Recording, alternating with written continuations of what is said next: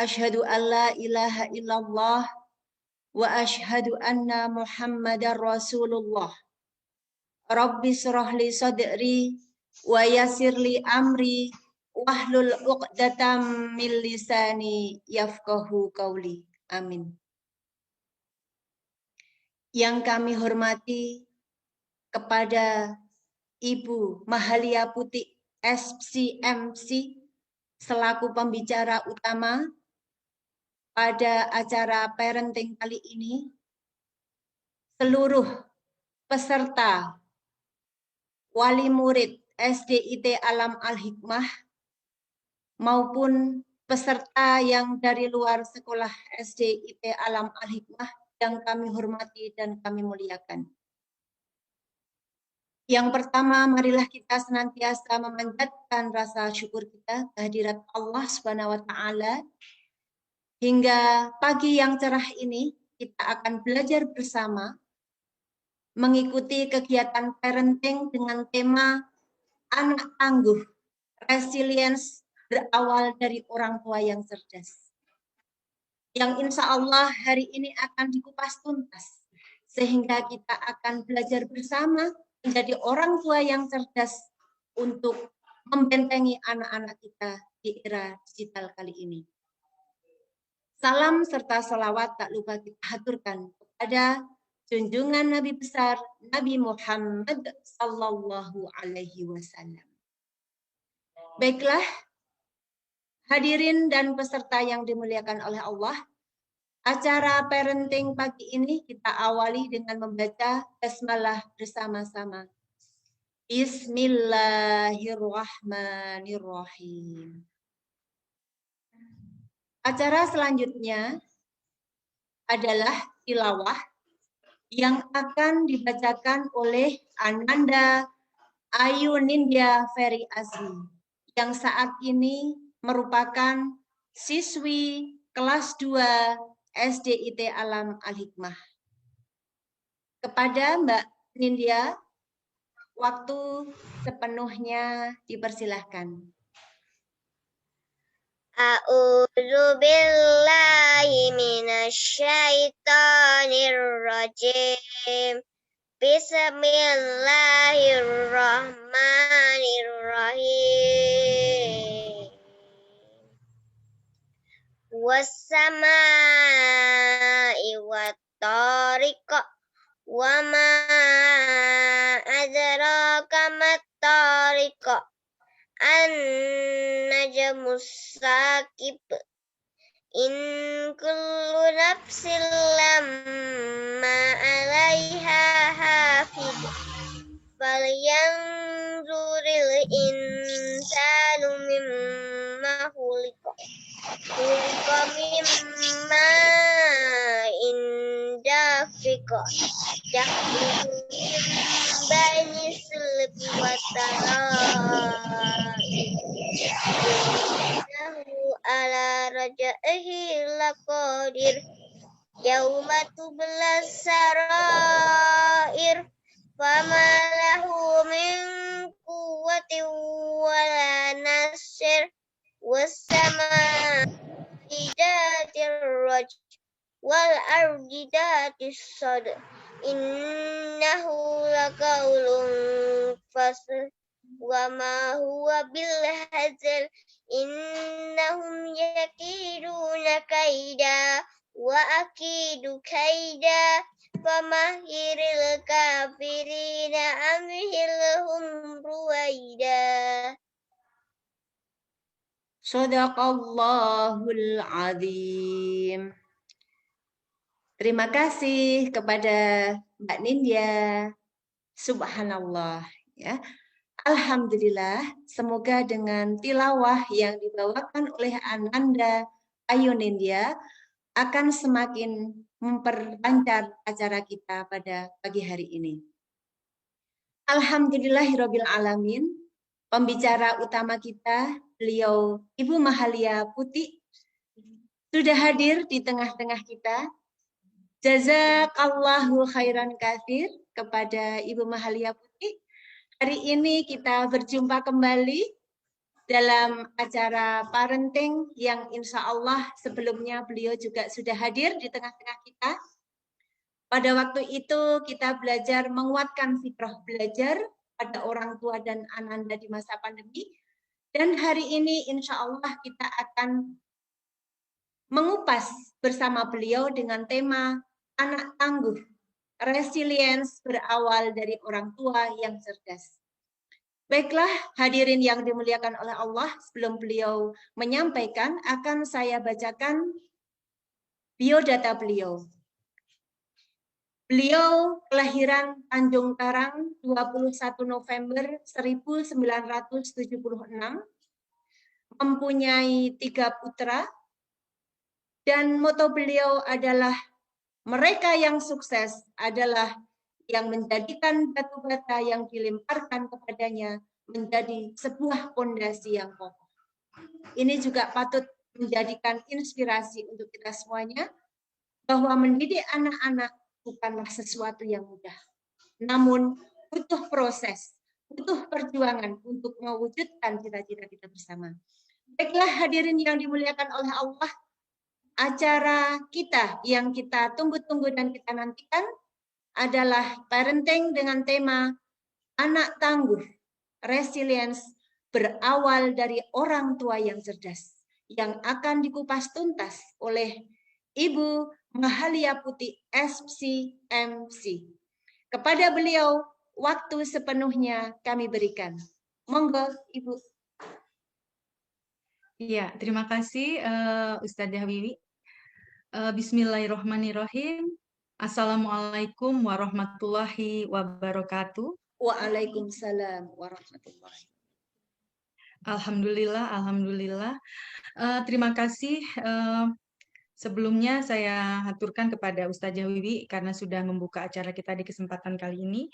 Yang saya hormati Bapak Ahmad Husairi selaku Kepala Sekolah TKIT Al-Hikmah ya, SDIT Al-Hikmah yang pada kesempatan kali ini mengundang saya untuk bisa bersama-sama membersamai teman-teman ayah bunda dalam kegiatan parenting ini ya.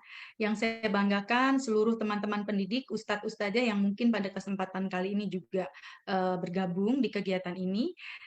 Yang saya hormati ayah bunda, alhamdulillah ya. Semoga selalu diberi kesehatan ya ayah bunda ya. Semoga selalu diberi kesehatan di masa pandemi ini dan selalu diberi semangat yang tak pernah putus dalam mengelola putra-putrinya, karena memang di situasi pandemi ini lebih banyak anak-anak bersama dengan kita orang tuanya. Baik, sebelum saya mulai kegiatan kali ini, saya mau bertanya nih. Boleh dijawab di hati saja ya Bunda ya? Dijawab di hati saja. Teman-teman ustadz-ustadzah juga boleh jawab tapi di hati saja. Berapa energi yang dimiliki hari ini? Kalau skalanya 0 sampai 10, ada berapa energinya? Boleh mungkin bisa isi di kolom chat. Saya pengen tahu berapa energi yang kita punya hari ini. Ustazah Wiwi, berapa energinya?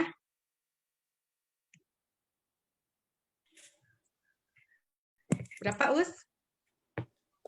9, Ibu. Berapa? 9, Masya Allah. Insya Allah. Masya Allah. Semangat ya. Ibu-ibu yang lain, ayah bunda yang lain, sudah dijawab ya dalam hati ya? Boleh dijawab. Ada yang 9. Oke. Baik, mudah-mudahan yang saat ini merasa energinya masih ada di titik yang tertinggi ya. Tadi kayak saya kasih skalanya 0 sampai 10 ya. 0 paling rendah, 10 paling tinggi.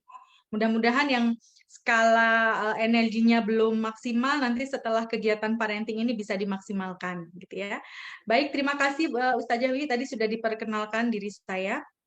Dan ini adalah kali kedua saya mengisi kegiatan Zoom meeting untuk kegiatan parenting. Semoga ini bukan yang terakhir. Semoga kita selalu diberi kesempatan oleh Allah Subhanahu wa taala untuk senantiasa bisa memperbaiki diri kita, bermuhasabah, kemudian menjaga ikhtiar kita yang selama ini sudah kita lakukan ya. Pada kesempatan kali ini seperti tadi yang sudah disampaikan Ustazah Wiwi, saya akan mengambil satu tema tentang anak tangguh, ya. Anak tangguh yang resilience berawal dari orang tua yang cerdas. Saya minta bantuan ya Ustazah untuk bisa untuk bisa men-share ya. Baik, sudah di-share ya Us ya. Baik, bisa diperkecil mungkin Us. Sepertinya ada yang kepotong ya. Oke. Anak tangguh yang resilience berawal dari orang tua yang cerdas.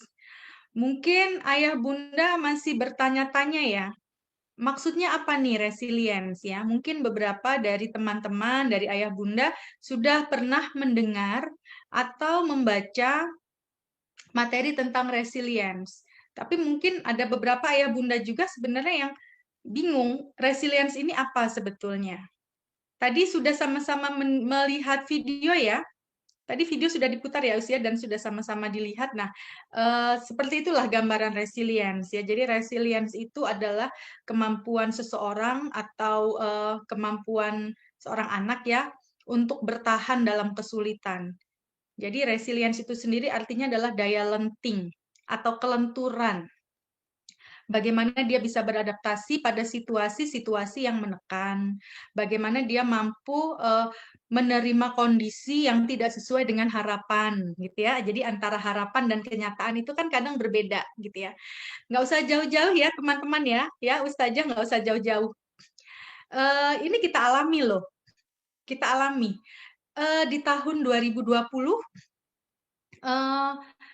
kita bersiap 2020 akhir kita bersiap-siap. Tahun 2021 kita akan memulai tatap muka, begitu ya. Kita akan memulai tatap muka, kita sudah mempersiapkan diri dengan segala prosedurnya dan prokesnya dan sebagainya. Anak-anak juga sepertinya menyambut gembira, apalagi orang tua nih. Orang tua juga menyambut gembira dengan akan diadakannya tatap muka. Tapi kenyataannya yang terjadi apa? Kondisinya malah ambiar gitu ya Usia. Malah kondisinya pandemi semakin parah, pasiennya COVID semakin banyak, korban semakin banyak dan sebagainya. Dan ini akhirnya memaksa pemerintah, dinas terkait untuk membatalkan kegiatan tatap muka. Nah, artinya apa? Kita antara kenyataan dengan antara harapan dengan kenyataan itu tidak sebanding, tidak ada garis lurus. Nah, tapi selama ini apa yang kita lakukan? Ya kita bisa menerima situasi ini, kita bisa menerima kondisi ini, lalu kita berpikir apa yang harus kita lakukan ke depan. Nah, itulah resilience. Mampu beradaptasi pada situasi yang tidak pernah kita bayangkan sebelumnya, gitu. Baik, Ustazah bisa sekalian bisa di-share berikutnya.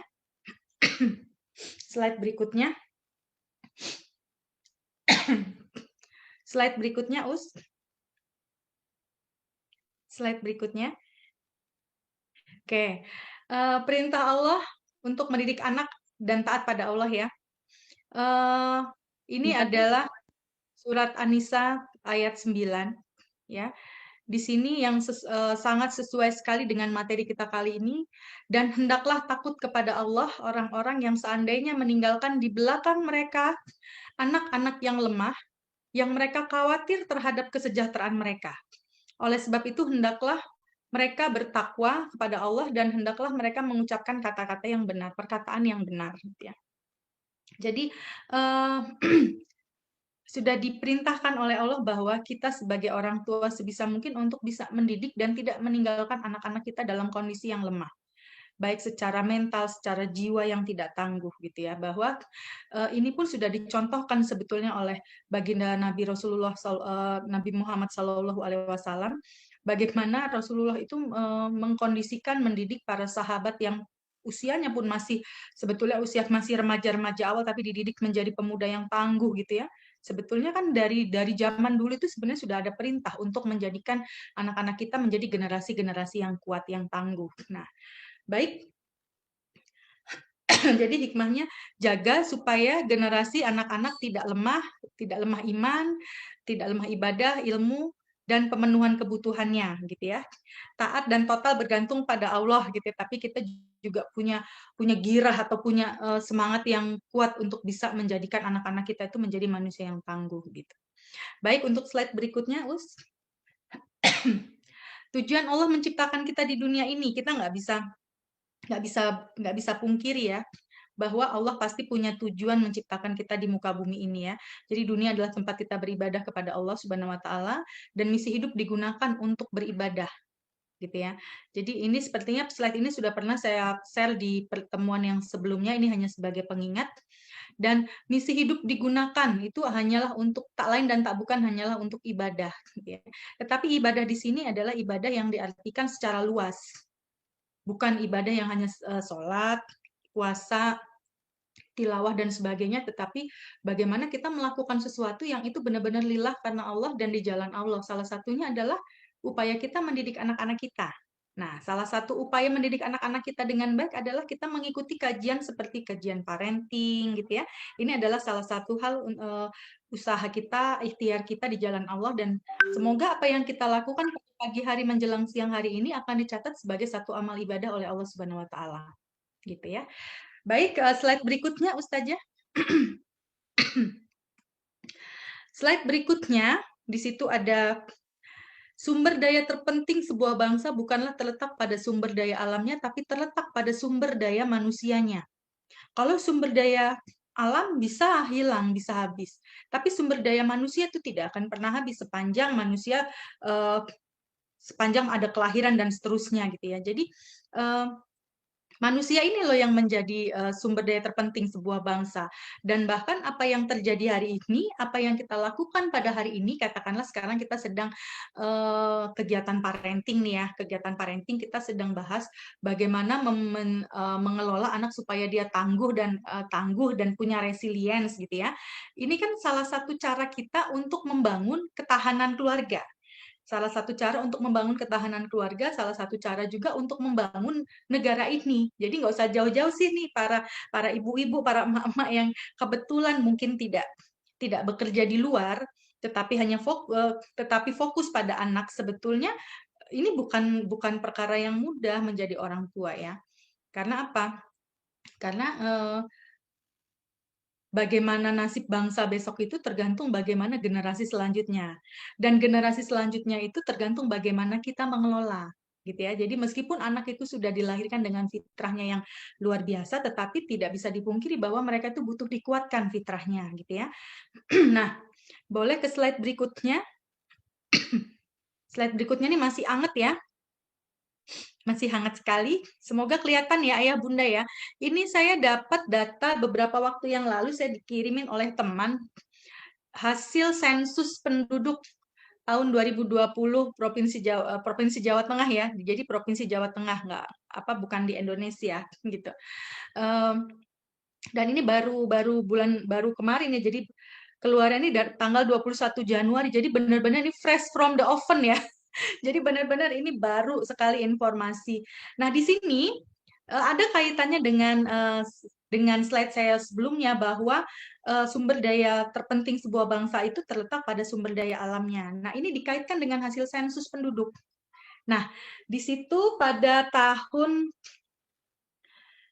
2030 ya, pada tahun 2030 Indonesia akan mendapatkan bonus demografi. Ya, artinya apa? Di sini ada di bagian yang 70,60% ini adalah jumlah usia produktif. Jadi usia 16 sampai usia 16 sampai usia sekitar 60 tahun.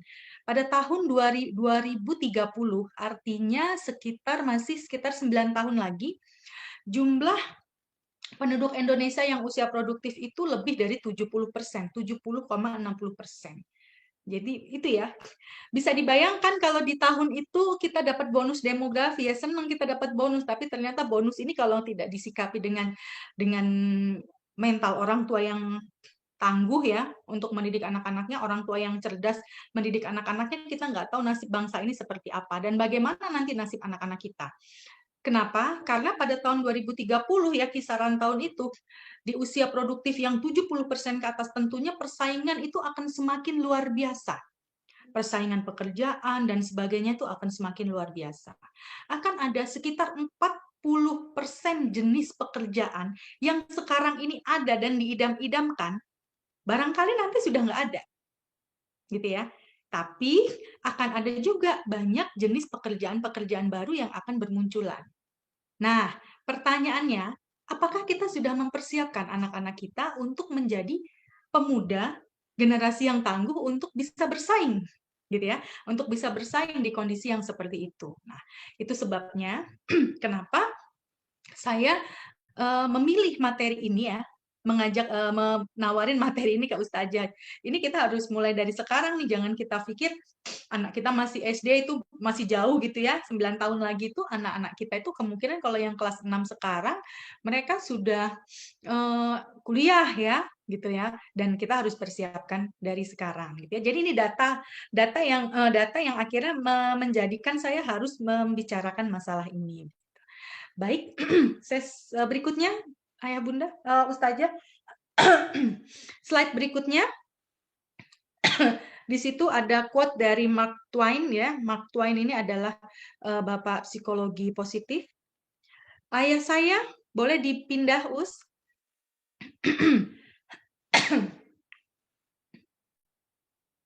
Nah, dan Mark Twain ini adalah bapak psikologi positif ya. Di situ di atas itu sebenarnya ada tulisan ayah saya tidak pernah menyuruh saya, tidak pernah ayah saya mengajari saya bagaimana caranya hidup yang baik.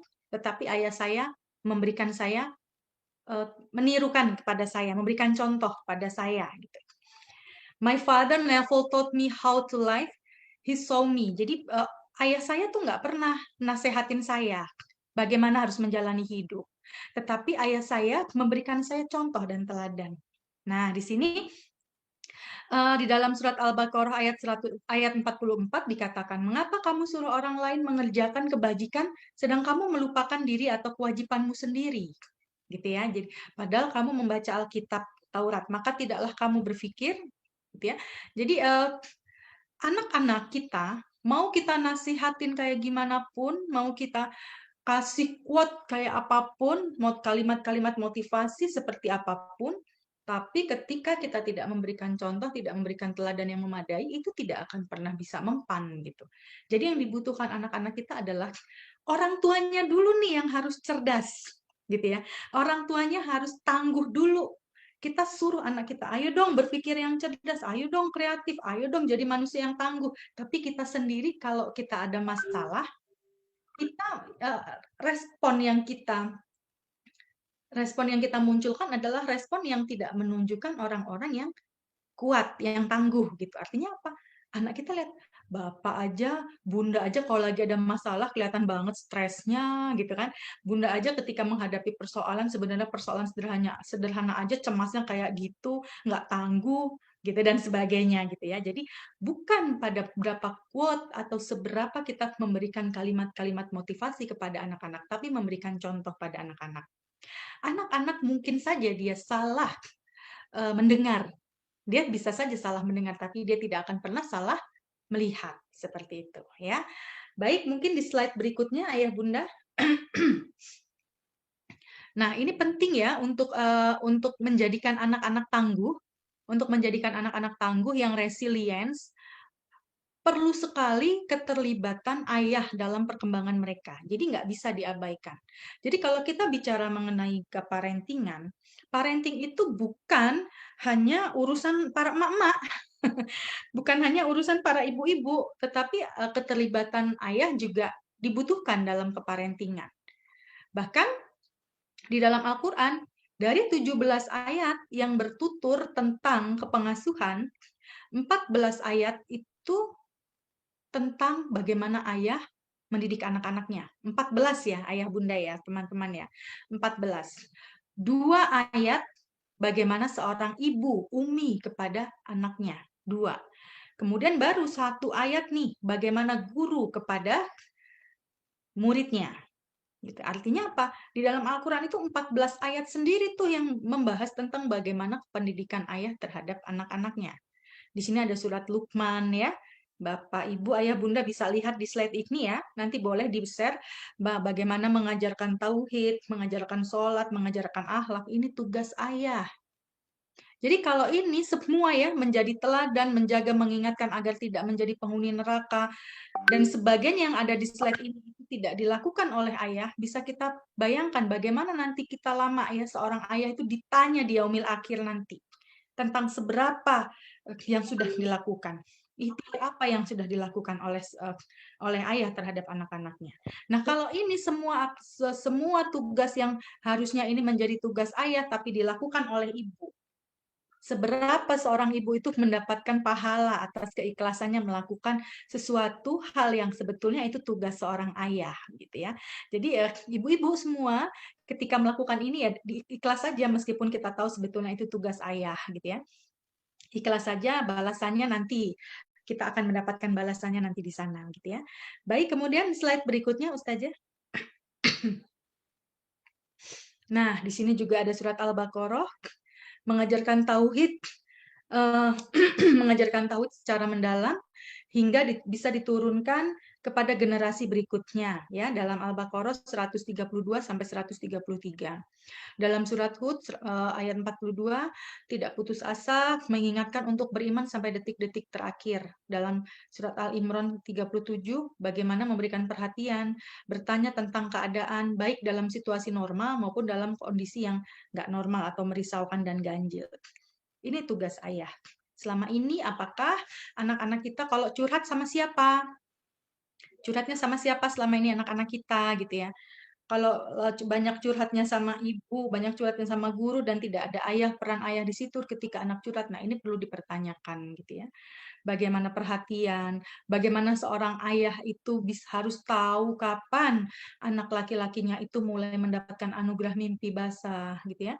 Kapan anak putrinya mulai beranjak remaja dengan dapat tamu bulanan haid gitu ya. Kapan anak laki-laki atau anak perempuannya itu mulai tertarik dengan lawan jenis gitu ya, mulai punya ketertarikan. Yang ketertarikan ini bukan sesuatu yang salah ya, karena ini sunatullah ya. Memang dialami oleh setiap manusia yang normal.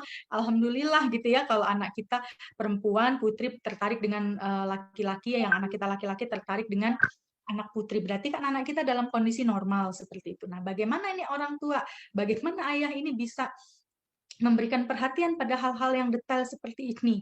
Tidak banyak ayah yang tahu, lebih banyak ayah-ayah di luar sana itu taunya bagaimana cari uang, bagaimana memenuhi kebutuhan secara materi, tapi abai pada hal-hal yang itu sebetulnya sangat penting begitu.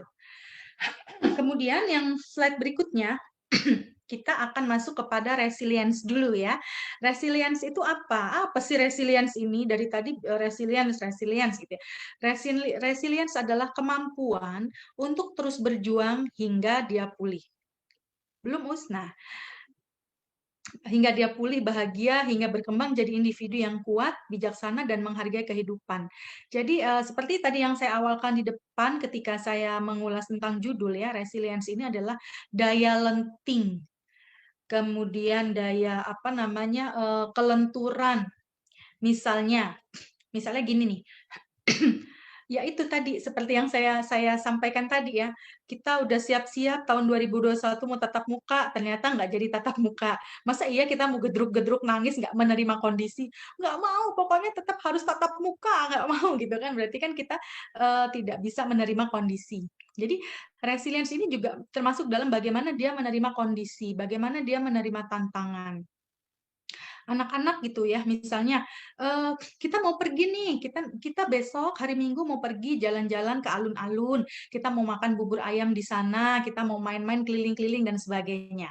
Tapi qadarullah, ternyata hari Minggu itu ada sesuatu hal yang nggak bisa ditinggal. Akhirnya ayah bundanya, maaf ya nak, ternyata hari ini bunda nggak bisa kita pergi karena bunda dan ayah harus ada kegiatan ini yang ini nggak bisa ditinggalkan. Boleh kita tunda hari Minggu depan gitu. Nah, anak-anak yang resilience, meskipun dia kecewa, dia udah ngebayangin besok itu makan bubur ayam di alun-alun dan sebagainya gitu ya. Tapi ternyata nggak jadi. Nah, anak yang resilience, meskipun kecewa, dia pasti akan ya udah deh gitu. Nanti lambat laun, bukan lambat tahun ya, lambat waktu gitu ya, pelan-pelan dia bisa menerima, oke hari ini aku nggak jadi pergi ke alun-alun, oke hari ini aku nggak jadi eh, bepergian dengan ayah bunda, nggak apa-apa deh. Meskipun dia butuh waktu untuk bisa menerima situasi ini. Tapi kan ada tuh anak yang kita nggak bisa pergi hari ini karena ayah bunda harus ada aktivitas di desa yang harus dilakukan, nggak bisa ditunda gitu. Nggak mau, pokoknya harus ini, ayah bunda udah janji dan sebagainya gitu. Tidak bisa menerima kenyataan. Berarti dia belum resilience. Nah ini yang harus diupayakan. Anak tangguh itu berawal dari dia resilience, mampu menerima kondisi yang dia sebenarnya tidak suka. Seperti itu. Baik, berikutnya. Anak yang resilience, yang memiliki resilience, ya daya lentur gitu tuh, mampu mengembangkan citra diri yang positif dari dalam pikirannya. Jadi, oh iya, oke deh, nggak berangkat hari ini nggak apa-apa. Toh besok masih ada hari, gitu ya. Kemudian, ia bisa memusatkan perhatian pada hal-hal baik yang ada dalam dirinya. Baiklah, kita nggak jadi pergi hari ini ya. Alhamdulillah, aku bisa bercocok tanam, aku bisa menggambar, aku bisa main layangan di rumah gitu ya. Jadi dia menemukan sesuatu hal yang baik dari rasa kecewa yang dia punya gitu ya. Nah, anak-anak yang resilient dia punya jaringan sosial yang kuat. Dia banyak temannya. Dia bisa beradaptasi dengan teman-temannya gitu ya. Mampu memotivasi dirinya dan memandang segala sesuatu dengan kacamata yang positif, yaitu tadi. Ya, alhamdulillah nggak jadi pergi ke alun-alun, aku jadi bisa main deh sama temenku. Aku di rumah bisa nonton film kartun deh, kayak gitu. Jadi seperti itu. Baik, yang berikutnya.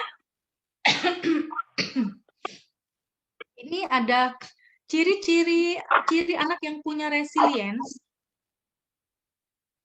Boleh di slide berikutnya, Us. Nah, ciri anak yang punya resiliensi menurut McMahon pada tahun 2007 ya, ini Bapak psikologi, mereka adalah anak yang mampu bangkit kembali, ya, mampu bangkit kembali, punya kemauan, melihat masalah itu sebagai tantangan, punya keimanan yang tinggi pada Allah Subhanahu wa taala. Punya support system, punya pendukung ya, punya pendukung yang baik, punya wilayah aman yang luas, dan mampu meregulasi emosinya, mampu tenang saat kembali berhadapan dengan kepanikan. Jadi, anak-anak yang punya resilience ini apapun yang dia hadapi, kesulitan-kesulitan yang dia hadapi itu sebetulnya itu hanya netral. Jadi semua peristiwa yang dia hadapi itu adalah netral, tergantung bagaimana dia ngasih makna gitu.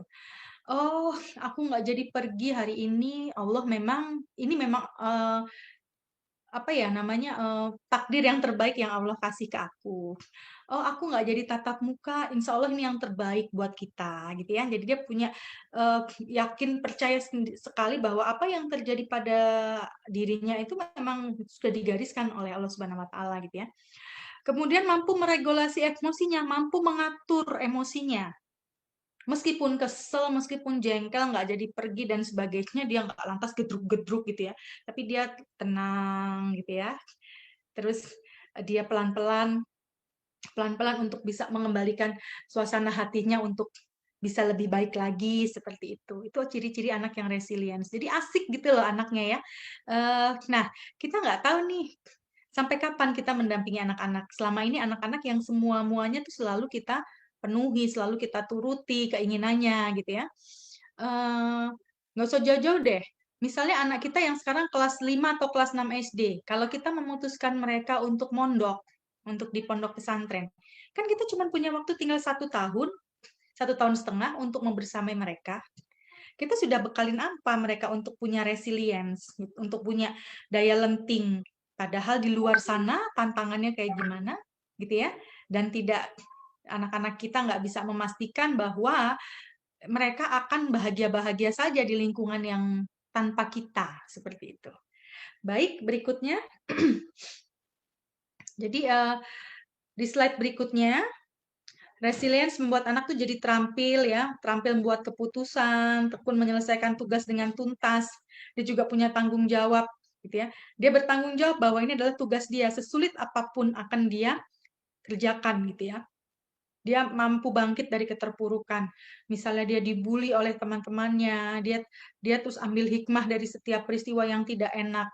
Alhamdulillah aku dibully, mungkin Allah sedang ngajarin aku bagaimana harus menjalani hidup itu dengan penuh keberanian dan penuh resiko gitu kan. Kemudian punya pendirian yang kuat. Jadi nggak mudah goyah nih anak kalau punya resilience. Punya resilience itu dia nggak mudah goyah. Dia lagi mau pergi nih, misalnya mau kerja kelompok nih sama temen gitu ya. Tugas niat dari rumahnya kerja kelompok mengerjakan. Tapi kalau ketika ada temennya yang iseng, ayo kita ini aja yuk, nongkrong yuk di mana gitu. Kita main ke sana gitu. Yuk gitu. Enggak, aku harus mengerjakan ini, aku tadi niatnya mengerjakan ini gitu. Itu anak-anak resilient. Jadi dia teguh dengan pendirian. Jadi nggak mudah goyah, nggak mudah terpengaruh. Pengaruh zaman sekarang ini luar biasa ya. Orang tua yang solihah, orang tua cerdas aja tidak cukup untuk mendidik anak, gitu ya, tidak cukup gitu. Saya pernah mendengar cerita, ya saya menghadapi sendiri seorang anak yang terlibat pergaulan bebas, ya narkoba dan sebagainya. Padahal, masya Allah orang tuanya solihah, ahli masjid, ahli ibadah. Tapi kok bisa begini gitu ya? Kurang gimana? Orang tuanya juga cerdas berpendidikan. Kok bisa seperti ini anaknya? Padahal pasti dididik yang baik. Dikasih contoh juga pasti kan, nggak cuma dinasehatin. Ternyata apa masalahnya? Mereka kurang dekat. Nah, jadi banyak sebenarnya faktor gitu ya. Kenapa anak-anak kita tidak punya pendirian yang baik, mudah goyah oleh pengaruh buruk lingkungan seperti itu. Bisa mengelola emosi, terampil berkomunikasi ya, fokus pada tujuan gitu, dan menggantungkan dirinya itu memang hanya pada Allah gitu loh, nggak menggantungkan pada orang lain gitu. Dia percaya bahwa kesulitan-kesulitan dia ini insya Allah akan terbantu ketika dia pasrah pada Allah gitu ya, meminta kepada Allah gitu. Oke, baik, slide berikutnya.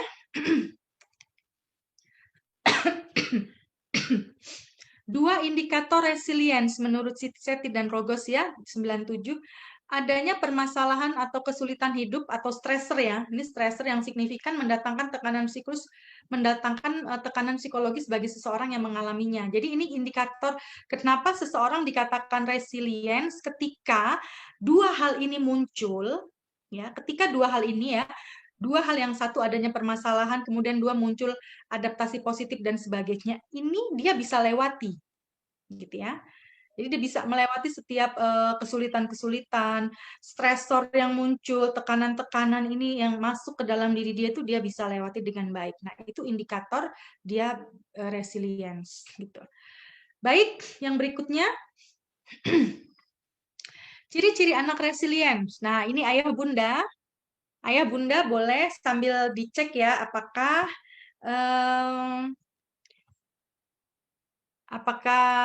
ini ada pada anak-anak kita ya, ciri anak resilience, anak yang dia punya daya lentur yang baik. Anak dapat memilih apa yang disukai dan ingin dilakukan. Jadi dia lebih mandiri untuk menjadi pengambil keputusan, gitu ya. Nah, selama ini bagaimana? Anak kita bingungan nggak gitu? Dalam hal sepele aja deh, milih baju, milih mainan gitu ya. Anak disiplin. Ya, dia disiplin, tugasnya apa dia kerjakan gitu ya. Anak persiapkan kebutuhan sendiri. Dia bisa siapin, dia bertanggung jawab benar pada dirinya. Berani ambil keputusan, terus anak berani salah dan memperbaiki ketika dia merasa salah gitu ya. Ketika dia melakukan sesuatu itu dia nggak takut salah. Yang penting dikerjain dulu. Kalau ternyata aku salah, akan aku perbaiki. Bukan anak yang ragu-ragu. Aduh, nanti GG aku salah nih. Nanti kalau salah gimana? Dia hanya sibuk dengan ketakutan-ketakutannya sendiri begitu. Kemudian anak yang pede, ya, bagaimana dia mampu melakukan sesuatu tanpa ragu-ragu. Dan anak dia tahu kelebihan dan kekurangannya itu seperti apa, gitu ya. Itu ciri anak resilience. Dan masih banyak lagi, silakan di slide berikutnya Ustazah. Di slide berikutnya, anak dapat berkomunikasi dengan produktif. Anak memotivasi dan bisa menolong dirinya sendiri. Dia itu bisa nolong diri dia sendiri dari keterpurukan.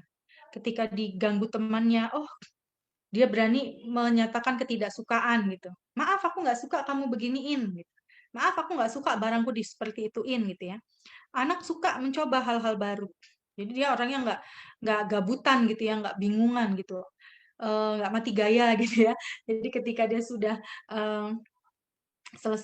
selesai mengerjakan ini, dia tahu apa yang harus dia lakukan lagi. Dapat beradaptasi di situasi baru, walaupun situasi itu menekan. Dapat mengerjakan tugas dengan tuntas. Nah, ini dia yang penting nih ya, berani berpendapat atau mengungkapkan perasaan, gitu ya. Jadi berani perasaan apa aja, sedih, senang, kesel, marah, dan sebagainya dia berani ungkapkan, tapi dengan cara yang santun, gitu ya. Dapat mengelola emosi, fokus pada hal yang baik dalam diri, pandai bersyukur.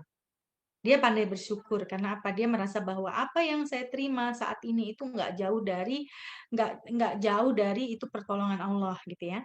Dapat menilai masalah dan mendiskusikannya. Baik, contoh resilience anak balita sebenarnya nggak usah sih ya. Kita lebih ke tapi nggak apa-apa deh. Mungkin ayah bunda di sini punya anak yang masih balita juga ya. Contoh resilience pada anak balita. Jadi resilience ini kembali lagi saya sampaikan ini adalah kemampuan dia untuk beradaptasi, kemampuan dia untuk kelenturan dalam dia menjalani hari-hari. Ini tadi ya mandiri makan, minum, pakaian ya. Jadi dia mandiri secara fisik, dia aktif bergerak, nggak takut jatuh gitu ya. Kemudian senang mencoba hal-hal baru, terampil bicara gitu ya. Senang menghibur, pokoknya ceria gitu ya, anaknya ceria, terus dia suka mencium orang tuanya gitu ya. Dia sangat mencintai orang tuanya dan dia itu sangat ekspresif gitu. Anak balita mencium orang tua itu karena dia ekspresif ya. Baik, slide berikutnya contoh resilience untuk anak-anak SD. Nah, ini anak-anak SD ini kita ya, ayah bunda ya. Baik, apa aja contoh resilience pada anak-anak SD? Dapat bergaul dan beradaptasi dengan berbagai karakter teman. Nah, kita sering lihat loh, ada anak yang temennya banyak banget, ya. Ada anak yang temennya itu aja. Berdua itu aja, kalau nggak sama dia nggak mau. Nah, kan ada tuh contoh di lapangan gitu ya, kita sering temukan. Dia tekun menyelesaikan masalah, menyelesaikan tugasnya gitu ya, dia tekun. Kemudian bisa menyesuaikan minat yang berbeda sehingga dia bisa bermain bersama. Misalnya anak misalnya nih ya, anak saya tuh sukanya main bola. Dia nggak, tapi temennya sukanya main layang-layang. Tapi dia sebenarnya nggak suka main layang-layang. Tapi dia bisa menyesuaikan minat yang berbeda. Ya udah yuk kita main layang-layang. Nanti habis main layang-layang kita main bola gitu. Artinya dia selalu wise gitu loh. Anaknya enjoy banget gitu ya. Berani mengungkapkan pendapat atau perasaan dan bisa menyiapkan kebutuhan sekolah sendiri. Gitu. Nah, baik. Slide berikutnya.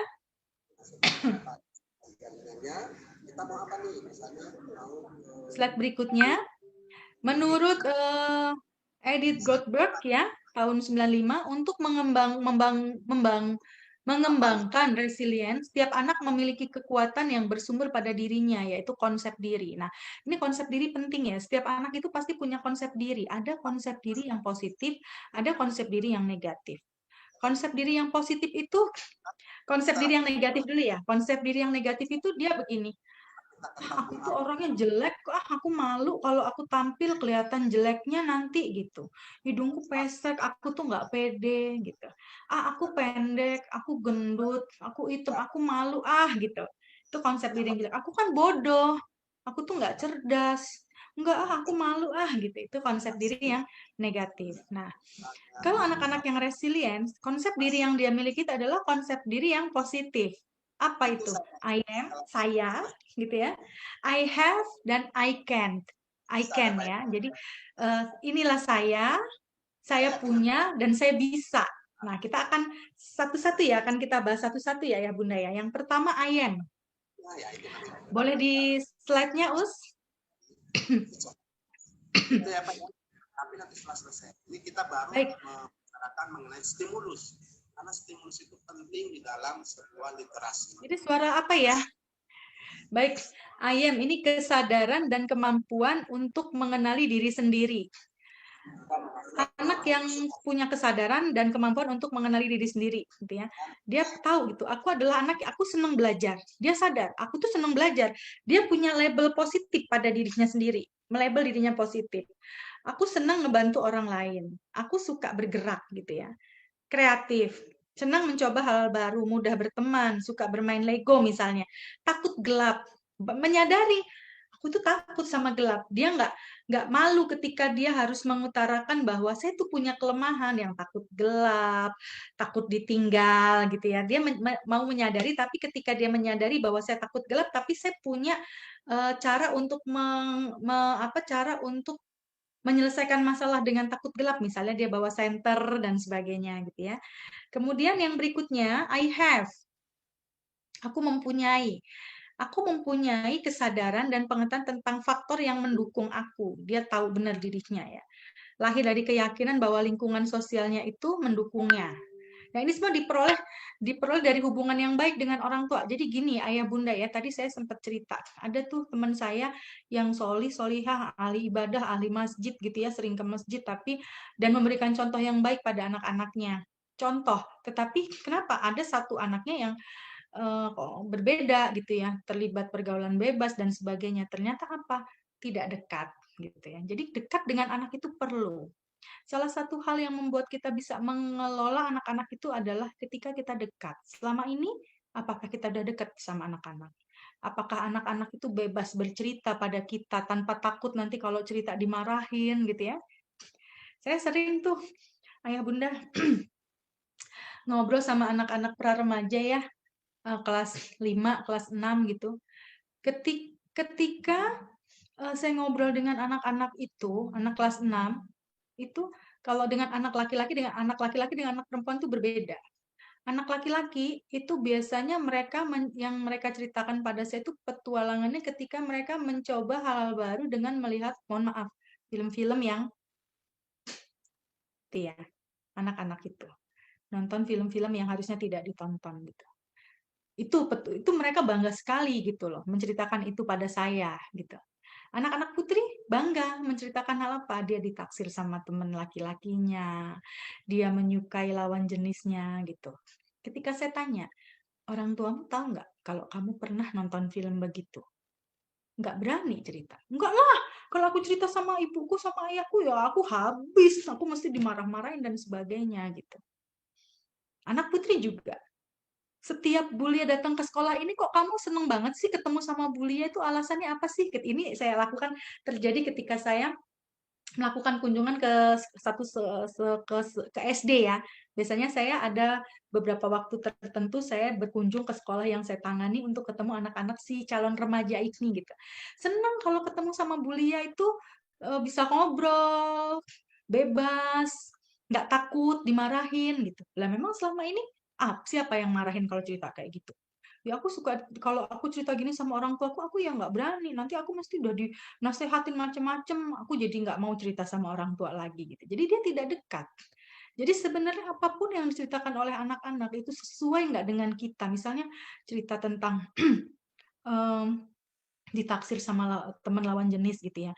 Mestinya memang wajar ya kalau kita orang tua ya, anak kelas 5, kelas 6 SD kok cerita seperti itu mesti bergemuruh ya di hati kita ya. Waduh, anakku masih segini umurnya udah cerita tentang lawan jenis dan berapi-api, matanya berbinar-binar, kan kita sudah khawatir gitu ya. Jangan buru-buru untuk jangan reaktif, jangan buru-buru untuk bereaksi gitu ya. Dengerin aja dulu, buat dia merasa nyaman dulu cerita sama kita gitu. Bagusnya dia cerita sama kita, berarti dia percaya sama kita, dia merasa dekat sama kita gitu ya. Anak-anak yang apa ya, banyak terpengaruh oleh dunia luar itu kan karena mereka tidak mendapatkan tempat untuk bercerita gitu ya. Nah, ketika ada sosok yang mau mendengarkan ceritanya kan, wah udah itu menjadi andalan dia untuk bercerita gitu ya. Jadi mulai sekarang nih ayah bunda ya, untuk meningkatkan konsep diri dan agar mereka punya kesadaran diri yang baik, jadilah teman bagi anak-anak ya. Dekatlah dengan mereka. Kalaupun mereka bercerita sesuatu yang nggak sesuai dengan yang kita harapkan, cukup didengarkan dulu gitu. Artinya positifnya adalah kita jadi tahu seberapa perkembangan dia saat ini seperti itu. Nanti baru pelan-pelan kita ngasih gambaran-gambaran gitu ya, contoh-contoh cerita-cerita yang menginspirasi gitu ya, seperti itu. Baik, yang berikutnya I can. Tadi I have, sekarang I can. Ya, I can adalah pengetahuan dan keyakinan untuk mengatasi kesulitan yang menghadang. Anak berani mengekspresikan pikiran dan perasaannya pada orang lain, dapat ngontrol dirinya, gitu ya. Kemudian cari orang lain yang bisa bantu, gitu. Jadi dia tahu siapa orang yang akan membantu dia. Dia nggak akan salah pilih, gitu. Nggak asal orang, dia akan selektif pilih teman, gitu. Dia punya pengetahuan. Artinya, kalau aku sedang ada masalah gini, aku larinya ke dia, ke temanku si A, aku pasti malah diajak bolos. Aku malah nanti diajakin yang enggak. Kalau aku lagi ada masalah kayak gini, kayaknya aku mendingan ketemu sama si B aja deh. Dia itu orangnya adem, dia itu orangnya suka dengerin ceritaku, dia orangnya suka ngasih aku solusi-solusi gitu. Jadi dia tahu kemana dia harus melakukan sesuatu. Nah, ketiga ini I am, I have, I can ini akan dimiliki oleh anak-anak dengan konsep diri yang baik.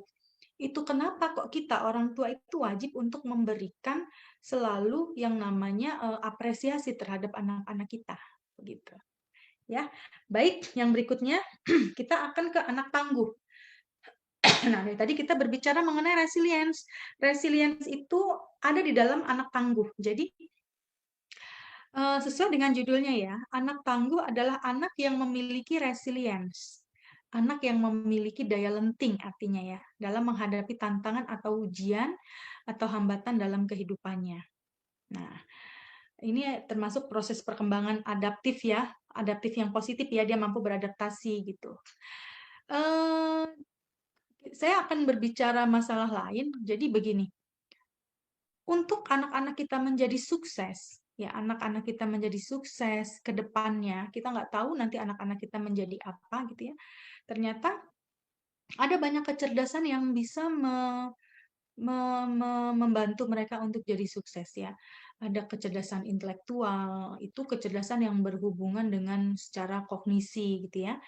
Ada kecerdasan emosi, kecerdasan spiritual, ini nggak bisa diabaikan ya, nggak bisa diabaikan. Dan yang berikutnya ada lagi kecerdasan adversity. Kecerdasan adversity ini sama, bagaimana dia menjadi anak yang tangguh. Jadi tangguh ini sama termasuk satu kecerdasan gitu ya, yang tidak bisa kita abaikan. Suksesnya seseorang itu pasti diikuti oleh ketangguhan dia. Anak yang tidak tangguh, kita nggak bisa bayangin ya anak yang nggak tangguh bagaimana mungkin dia bisa sukses gitu ya. Kecuali faktor lain ya, kecuali faktor lain gitu ya. Jadi kecerdasan adversity itu atau kecerdasan bertahan dalam kesulitan gitu ya. Ini sama sebetulnya dengan resilience gitu. Jadi ini anak tangguh, anak yang tangguh adalah anak yang punya resilience. Jadi resilience sudah saya jabarkan di depan tadi ya. Baik, yang berikutnya strategi. Strategi untuk bentuk anak tangguh. Nah, kita dari tadi berbicara tentang resilience ya. Kalau anak sudah punya resilience, pasti dia akan jadi tangguh. Nah, tapi kita harus punya strategi atau cara untuk membentuk anak-anak kita untuk menjadi tangguh. Pertama, tanamkan akidah yang kuat kepada Allah. Ini tadi tugas siapa? Tugas ayah. Ya, di materi yang di slide sebelumnya. Bagaimana kita menanamkan akidah pada anak. Tapi bukan berarti seorang ibu juga lepas dari tanggung jawab ini, gitu ya. Jadi tanamkan akidah yang kuat pada anak. Sebetulnya harusnya ini bukan sesuatu yang sulit. Kenapa? Karena anak-anak itu sejak di dalam kandungan sudah dibekali yang namanya iman Islam. Ya, sejak di dalam kandung, sejak pertama kali ruh ditiupkan, ya, kita boleh ayah bunda teman-teman boleh cek di dalam surat Al-A'raf ayat 172 kalau nggak salah ya, 172 Al-A'raf, di situ dikatakan yang intinya apakah aku Tuhanmu? Allah meminta kesaksian pada janin yang ada di perut kita ketika pertama kali ruh ditiupkan. Apakah aku ini Tuhanmu? Maka anak kita bersaksi. Seluruh anak di muka bumi ini bersaksi, iya, Engkau Tuhanku dan aku menyembahmu. Intinya seperti itu. Artinya apa? Iman Islam itu sudah ada sejak anak di dalam kandungan. Tapi kemudian ketika dia terlahir dari orang tua yang apa? Ya, orang tua apa? Nasranika, Majusika, gitu dan sebagainya seperti itu ya. Jadi tanamkan akidah yang kuat. Gitu. Kalau dia sudah punya akidah yang kuat, apapun yang menghadang dia tetap punya dia tetap tangguh pada pendirian gitu ya. Nah, kemudian anak punya kepribadian Islam dan akhlak yang baik ya. Kepribadian Islam dan akhlak yang baik ini nggak cuma diajarkan tapi bagaimana kita mencontohkan gitu ya. Makanya di judul itu kan anak tangguh lahir dari orang tua yang cerdas. Orang tuanya dulu yang harus diolah nih gitu ya. Makanya perlu sekali ya pendidikan pranikah itu perlu sekali ya supaya ketika nanti melahirkan anak, orang tua itu benar-benar bisa menjadi sesungguhnya orang tua yang diinginkan oleh Allah gitu ya, seperti apa. Jaga diri anak dari maksiat. Nah, boleh kita cek selama ini anak-anak yang dilakukan apa sehari-hari. Apalagi masa pandemi nih, anak-anak banyak main HP gitu ya. Banyak main HP gitu ya. Nah, apa yang dia lihat? Selama ini apa yang dia lihat? Kemudian dia tonton apa gitu. Bisa jadi loh jalan maksiat itu ada dari benda kecil itu ya. Dan fitnah itu bernama gadget itu sangat mungkin gitu ya. Ajak anak total bergantung pada Allah. Setiap mau ujian gitu. Bunda doain, Umi doain, semoga Allah mudahkan kamu nak, kamu juga gitu ya. Kuatkan di sini gitu ya. Jadi bukan hal lain, misalnya ketika anak sakit sekalipun. Pakai ini ya, kadang-kadang kita itu halus banget ya. Ini obat ini nyembuhin nih, ini canggih nih obat ini. Pasti sakit kamu sembuh dengan obat ini. Nah, ini pun juga harus hati-hati. Kadang-kadang saya juga sering lupa gitu ya. Sering bilang, ayo minum obat ini biar sembuh ya. Harusnya kan idealnya kan ya kalau kata guru saya, Bismillahirrahmanirrahim, semoga Allah sembuhkan kamu melalui obat ini gitu ya. Harusnya kan seperti itu ya. Jadi kita total bergantung hanya pada Allah. Tanamkan bahwa Allah menguji sesuai kesanggupan kita. Ya Allah Umi, tugas ini susah banget. Keterampilan ini loh aku disuruh bikin kayak gini susah banget. Masya Allah nak. Allah itu kenapa kamu dikasih tugas gitu sama ustazah? Karena kamu bisa. Kenapa kok seperti itu ya? Allah itu pasti akan ini ujian dari Allah gitu. Pasti kamu bisa ngelewatin ini semua gitu ya. Ya Allah Umi, aku tuh diganggu. Aku tuh setiap hari sama teman-temanku itu masih diperlakukan kayak gini. Masya Allah nak, Allah itu sedang kasih kamu ujian ya Kak. Kamu pasti bisa melewati ini semua. Jadi tidak ada yang mau kita ajarkan pada anak. Tidak ada yang kita lewati itu sebenarnya kita nggak mampu lewati gitu ya. Di dalam surat Al-Insyirah ayat berapa ya? Al-Insyirah ayat 5 atau ya? Ayat 2 kalau nggak salah ya. Bahwa bersama kesulitan ada kemudahan gitu ya. Jadi bersamaan dengan kesulitan ada kemudahan gitu. Kemudian pahamkan bahwa pertolongan Allah itu dekat. Masya Allah gitu. Allah itu nggak akan jauh dari kita kalau kita nggak jauh-jauh dari Allah gitu ya. Bimbing anak kembali, oh ya orang tuh jadi role model diri yang tangguh, jadi contoh. Ketika orang tua itu nyontohinnya sebenarnya sederhana aja nih si ibu ya, bangun pagi jam 3 sudah bangun, sholat malam, sholat tahajud, terus langsung mengerjakan aktivitas rumah sendiri, terus tapi masih jadi wanita perempuan bekerja di luar yang guru, berkarir di luar, tapi kondisi rumahnya juga tertata dengan baik, itu tuh kita ngasih model ke anak. Kita menjadi role model. Tangguh kita, jadi ibu yang tangguh. Ketika kita sakit, kita nggak yang ngelokro, tapi kita bersyukur, Alhamdulillah Allah kasih sakit, Umi berarti Umi harus istirahat nih, gitu. Selama ini Umi kurang istirahat, seperti itu ya. Kemudian bimbing anak untuk ambil keputusan. Nah, ya setiap keputusan anak itu harus kita bantu bimbing karena mereka belum tahu mana benar salah. Jadi mereka masih butuh untuk dibimbing gitu ya. Kuatkan hati untuk nggak overprotective.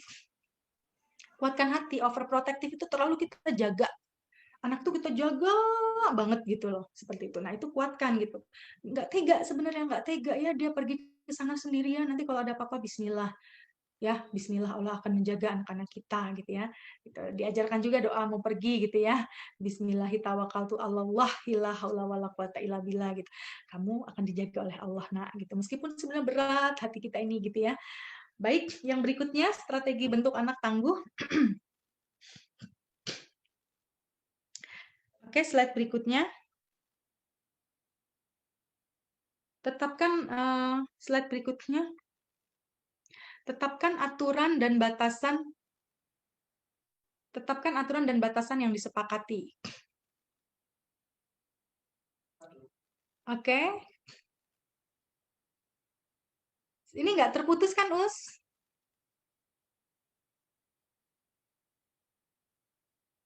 Kok saya merasa kayak terputus ya? Oh, enggak, oke. Buatan Ibu. Oke, ya, Us. Takut aja saya. Baik. Kemudian tetapkan aturan dan batasan yang disepakati lalu konsisten menerapkan gitu ya. Jadi setiap kali hal-hal yang ingin dilakukan itu jangan berdasarkan aturan, peraturan. Anak-anak itu lebih suka dengan kesepakatan. Kesepakatan itu dibuat atas kerjasama anak dan orang tua, gitu ya. Ajarkan anak siapkan kebutuhan sendiri, ya. Meskipun misalnya sekolah nih besok udah tatap muka nih ya, udah diberesin buku-bukunya, kebutuhannya udah percayain aja ke anak, meskipun nanti dapat WA dari ustazahnya, Bu, ini putranya lupa nggak bawa PR, katanya bukunya ketinggalan, padahal sudah ngerjakin PR. Ya sudah, nggak usah disusul-susulin ke sekolah. Kadang-kadang gitu ya, nggak tega terus disusul-susulin ke sekolah gitu. Padahal sebetulnya itu untuk mengajarkan dia untuk lebih teliti, untuk lebih detail gitu. Biar anak-anak kita juga nggak menggampangkan. Jadi ketika dia beres-beres kebutuhan dia benar-benar mempersiapkan segalanya dengan maksimal gitu ya. Kemudian latih mandiri anak, terutama dalam mengambil keputusan. Tadi di awal sudah saya sampaikan ya. Saat anak berantem nih sama temen, gitu. Jangan lantas kita bilang, udah kamu kalau main itu berantem tuh sudah nggak usah main aja. Nggak usah main sama dia gitu. Tapi ajarkan dia untuk bagaimana, kenapa kok selalu berantem sama dia itu sebenarnya kenapa sih? Karena dia orangnya nggak mau ngalah, Bu. Karena dia sukanya minjem-minjem barang aku tapi rusak. Nah, gitu kan. Jadi jangan langsung, udah kamu gak usah main sama dia, nanti jadi masalah gitu kan. Tidak seperti itu. Kemudian apresiasi kebaikan. Nah, ini perlu ya. Jadi harus selalu diapresiasi kebaikannya. Ketika dia melakukan sesuatu yang baik, harus diapresiasi. Sekecil apapun yang dia lakukan, harus diapresiasi. Tunjukkan perasaan sayang, jadi role model dalam pengelolaan emosi ketika anak bikin kesalahan. Kan kalau anak bikin kesalahan tuh rasanya kita udah kayak pengen marah gitu ya, bukan responsif tapi reaktif gitu ya. Reaksi kita langsung pengen marah. Nah, ini juga harus dijaga. Kenapa? Supaya ketika nanti dia bersama teman, ketika dia menghadapi masalah, ketika temannya bikin salah, dia juga bisa mengontrol emosinya gitu ya. Kemudian dampingi anak selesaikan tugas. Baik, berikutnya, slide berikutnya. Kasih afirmasi penguatan yang nomor 19 ya. Kasih afirmasi penguatan bahwa ia sudah bekerja keras. Terus boleh tolong diganti slide-nya? Oke. Beri afirmasi atau penguatan bahwa ia sudah bekerja keras, melakukan yang terbaik. Meskipun dia belum berhasil. Oke, nggak apa-apa. Nilaimu masih segini. Nilai masih segini. Besok kamu lebih tekun lagi belajar, kamu akan dapat nilai yang kamu harapkan. Tapi sejauh ini Umi sudah lihat kamu itu telaten. Selama sejauh ini Umi, Ayah, Abi, Umi sudah lihat kamu sudah berjuang. Ini ikhtiar kamu. Hasil ini milik Allah, gitu ya, seperti itu. Bandingkan anak dengan kemampuannya sendiri. Jangan bandingkan dengan kemampuan orang lain. Misalnya dia hari ini dia mengerjakan tugas, hasilnya nggak seperti kemarin. Mas, kayaknya kemarin kamu mengerjakan ini hasilnya bagus deh. Tulisan kamu kemarin rapi deh. Kenapa kok sekarang kok tulisannya begini nih loh? Tulisan kamu rapih nih loh yang kemarin gitu. Jadi bandingkan itu jangan bandingin dengan orang lain.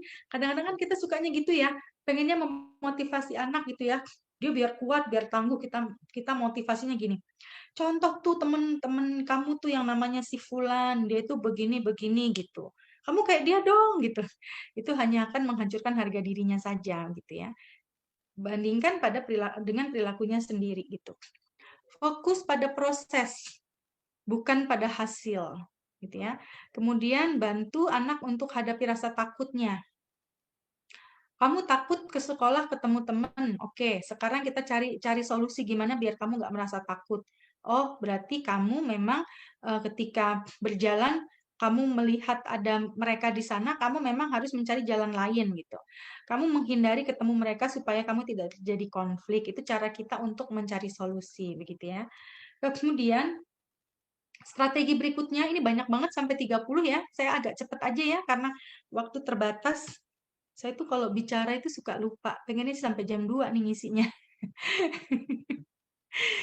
Strategi untuk bentuk anak tangguh yang ke-23. Jangan terlalu melindungi anak-anak eh, untuk merasakan rasa sakit yang masih aman gitu ya. Jadi misalnya kayak dia sakit sedikit, oke, ini sakit, Umi tahu ini sakit, tapi insya Allah itu nanti akan hilang sakitnya gitu ya. Terus ajak anak latih untuk berjuang menghadapi masalahnya sendiri. Dilatih gitu ya kalau dia ada masalah gitu ya. Dikasih alternatif boleh, tetapi tetap dia berjuang menghadapi sendiri. Gali dan bantu anak untuk kenali potensinya dan kelemahannya. Doa jelas, doakan anak. Saya percaya anak-anak ini kan milik Allah ya. Anak-anak ini hanya titipan, dititipin ke kita. Mereka sepenuhnya milik Allah Subhanahu wa taala. Jadi ketika kita mendoakan anak-anak kita, insya Allah itu mudah bagi Allah untuk mengikuti atau mudah bagi Allah untuk mengubah segalanya seperti itu ya. Ajak anak komunikasi produktif, bikin untuk dream box. Dream box ini gini, Bun. Saya ajak anak-anak saya ternyata efektif. Jadi tulis 100 keinginan yang ingin kamu lakukan. Anak saya yang pertama usianya sudah 21 tahun. Dia dulu waktu SD pernah saya minta untuk menulis dream book, jadi buku impian, hal-hal yang itu menjadi impian bagi dia. Ada 100, dan ternyata dari 100 yang dia tulis itu, sudah banyak itu sebenarnya sudah dicentang sama dia. Ini aku sudah. Aku mau kuliah di Bogor, alhamdulillah ini sudah, Allah mudahkan gitu ya, seperti itu. Kembangkan citra diri positif. Ya, citra diri positif itu banyak memberikan apresiasi dan cintai anak tanpa syarat seperti apapun mereka. Gitu ya, seperti apapun kondisi mereka, mereka adalah buah hati kita, hasilnya seperti apa anak-anak itu hasil didikan kita dan sebagainya gitu ya. Oke, gitu. Kemudian kita ke slide berikutnya tentang kesalahan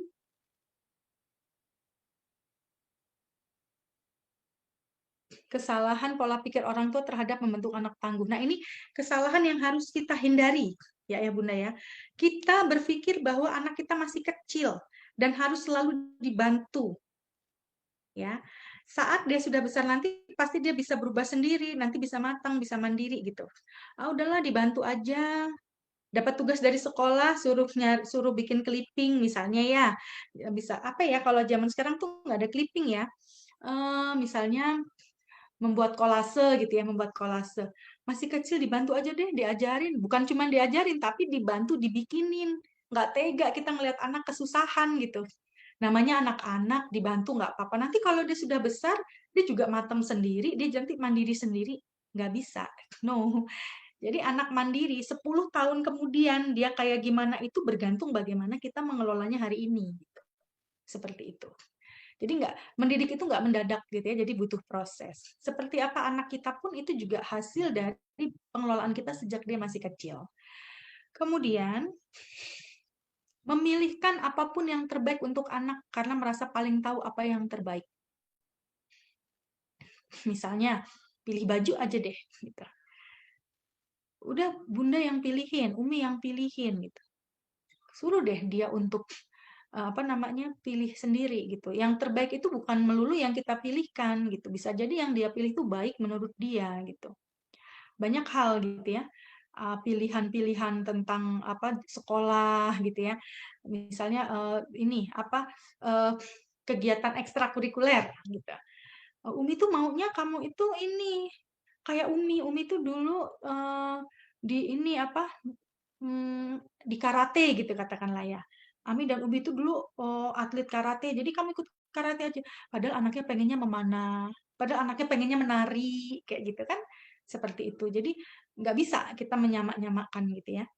Baik, yang berikutnya kesalahan yang lain. Yang ketiga, orang tua menghindarkan anak dari rasa sakit, masalah, perselisihan dengan teman dan saudara. Anak-anak nggak boleh ada masalah. Kita ambil solusi, kita menyodori solusi pada anak-anak. Biarkan dia menghadapi rasa sakitnya, perselisihan dengan saudara kandung, dengan teman, biarkan dia menghadapi itu sendiri. Biarkan dia belajar bahwa tidak semua orang itu seperti yang dia inginkan, gitu ya. Jadi seperti itu. Orang tua selalu protektif dan menolong anak dikit-dikit gitu, misal anak kenapa gitu, kenapa sini Umi bantu, ayah bantu dan sebagainya. Kita nggak kasih kesempatan. Sebaiknya diliatin dulu nih, dia udah bisa belum? Oh dia bisa kok mulai. Oh memang bisa tapi agak kurang telaten ya. Biar deh proses dan sebagainya gitu ya. Kemudian orang tua meremehkan kemampuan anak atau perasaan anak. Ini sangat menyakitkan bagi anak. Rasulullah pernah ditanya oleh seorang sahabat, bagaimana ya Rasul, bagaimana cara kita membuat anak-anak kita itu patuh, membuat anak-anak kita bahagia? Maka Rasulullah menjawab, terima yang sedikit dan maafkan. Terima apa yang anak kita mampu lakukan meski sedikit dan maafkan. Maafkan apa yang belum dia mampu itu dimaafkan. Begitu cara Rasulullah mengajari para sahabatnya sehingga anak-anaknya itu patuh gitu ya.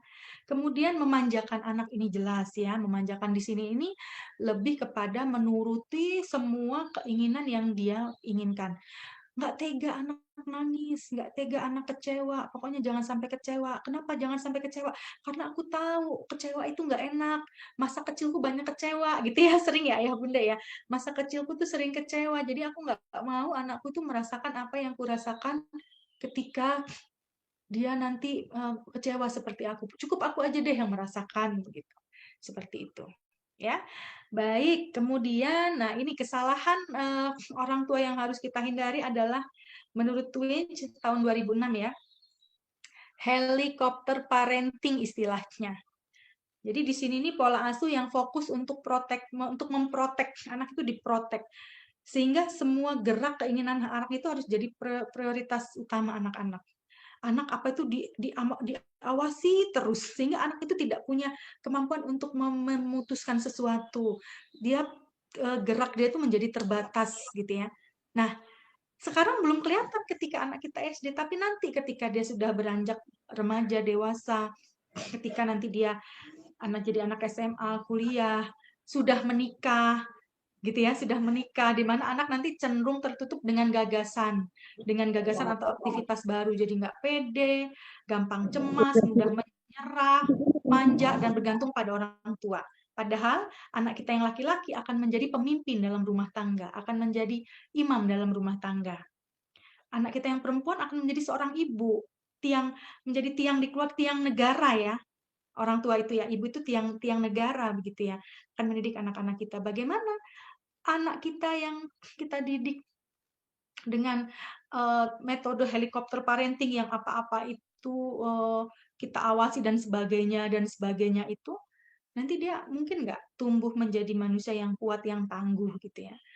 Jangan dikira sekarang masih kecil, nggak bisa. Jadi bagaimana mereka nanti 20 tahun ke depan, 30 tahun ke depan itu tergantung bagaimana kita mengelolanya dari saat ini, seperti itu. Oke, selesai materi dari saya. Kita masih ada waktu untuk tanya jawab yang agak lumayan banyak. Terima kasih. Oke, silahkan Ayah Bunda. Feel free untuk bertanya pada saya ya. Terima kasih Ibu Mahalia Putih. Insya Allah ini sudah ada beberapa penanya yang sudah kami catat.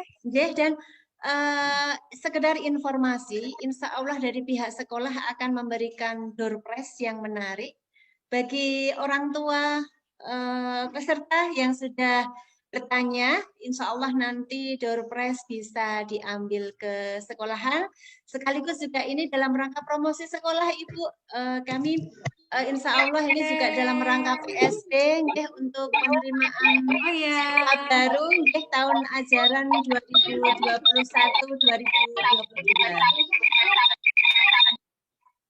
Baiklah, banyak muridnya ya Us. Amin. Ya, insya Allah ini ada pertanyaan dari Ibu Syabil. Ya, saya akan membacakan pertanyaan. Bagaimana agar kita tidak selalu khawatir ketika anak kita mau sekolah, mau les, dan apa saja yang melakukan kegiatan sendiri, takut kenapa-kenapa. Oke. Kemudian pertanyaan yang kedua, bagaimana jika anak di rumah tidak punya teman seusianya? Nah, ini bagaimana cara agar anak dapat bersosialisasi kelak nantinya ketika masuk sekolah. Nah, ini ketika di rumah itu hanya punya teman yang sangat terbatas, yaitu hanya berteman dengan anggota keluarga yang ada di rumah. Ini untuk satu pertanyaan dari Ibu Sabil. Mungkin dari Ibu Mahalia Putih langsung saja bisa di follow up. Oke, saya langsung jawab ya, Us. Soalnya takut lupa nanti kalau banyak-banyak. Yang pertama, bagaimana kita untuk menghindari rasa khawatir? Iya, begini, saya paham rasanya karena saya juga orang tua. Tentunya khawatir itu pasti ada ya. Saya pun juga sama. Kadang-kadang merasa khawatir ketika anak harus pergi sendiri dan sebagainya. Tapi mungkin begini. Tawakal sudah jelas ya, insya Allah ya. Tawakal sudah, kita serahkan semua penjagaan itu kepada Allah, itu jelas. Tapi manusiawi ketika kita merasa khawatir itu wajar gitu ya. Nah, mungkin yang bisa membantu adalah begini. Cek dulu anak kita usianya berapa. Kalau usianya masih 1 tahun, maksudnya masih kelas 1, kelas 2, tapi dia harus berangkat ke sekolah sendiri naik angkot, mungkin kita cek dulu apakah perjalanan itu aman, anak pergi sendiri, nyebrangnya dan sebagainya gitu ya. Jadi kita mengajarkan anak tangguh, tapi juga kita harus melihat usianya, apakah dia memang sudah dianggap mampu untuk melakukan itu semua sendiri, begitu kan? Nah, kemudian kalau anak kita sudah agak besar, tapi kita pengen melatih dia, itu boleh. Kalau saya dulu ya Bun, Ustazah ya, waktu anak saya yang pertama itu, sekarang sudah 21 tahun ya, mau berangkat sekolah, awalnya dia pakai antar jemput, tapi antar jemputnya itu sudah nggak beroperasi lagi, dan dia harus naik angkot, padahal waktu itu kelas 3. Jujur, pada waktu itu anak pertama ya, pengalamannya belum banyak juga, saya khawatir. Tapi saya kan tidak mungkin memprotek anak gitu, nanti dia tidak berkembang gitu ya. Maka yang saya lakukan, ayo berangkat ke sekolah sendiri, tapi ada ibu, anggap ibu nggak di situ. Meskipun sebenarnya gatel nih Bu, agak minggir dikit nanti ada mobil dan sebagainya gitu kan. Tapi saya menahan diri saya gitu. Sepanjang itu masih dalam koridor aman, saya diamkan gitu. Itu selama beberapa kali itu saya lakukan. Oke, dia berarti nyebrang juga gitu. Saya sama-sama nyebrang, saya di belakang dia. Saya ngamati cara dia, strategi dia mau nyebrang kayak gimana. Oh, dia sudah bagus nyebrangnya. Khasnya dia kurang apa gitu. Nah, itu nanti di data gitu ya, dievaluasi. Ketika saya sudah merasa yakin bahwa dia sudah bisa bertanggung jawab pada dirinya sendiri, baru saya berani ngelepas. Tentunya dengan doa yang dermimil terus ya, ini mulut ini berdoa terus ya, minta perlindungan pada Allah gitu ya. Mulut ini bunyi-bunyi terus gitu. Kemudian seperti itu ya. Jadi bagaimana dia bisa supaya tidak terjadi hal-hal yang tidak diinginkan seperti itu. Kemudian kita juga bisa melakukan briefing. Nah, itu sebenarnya briefing itu menyampaikan hal-hal yang kemungkinan di luar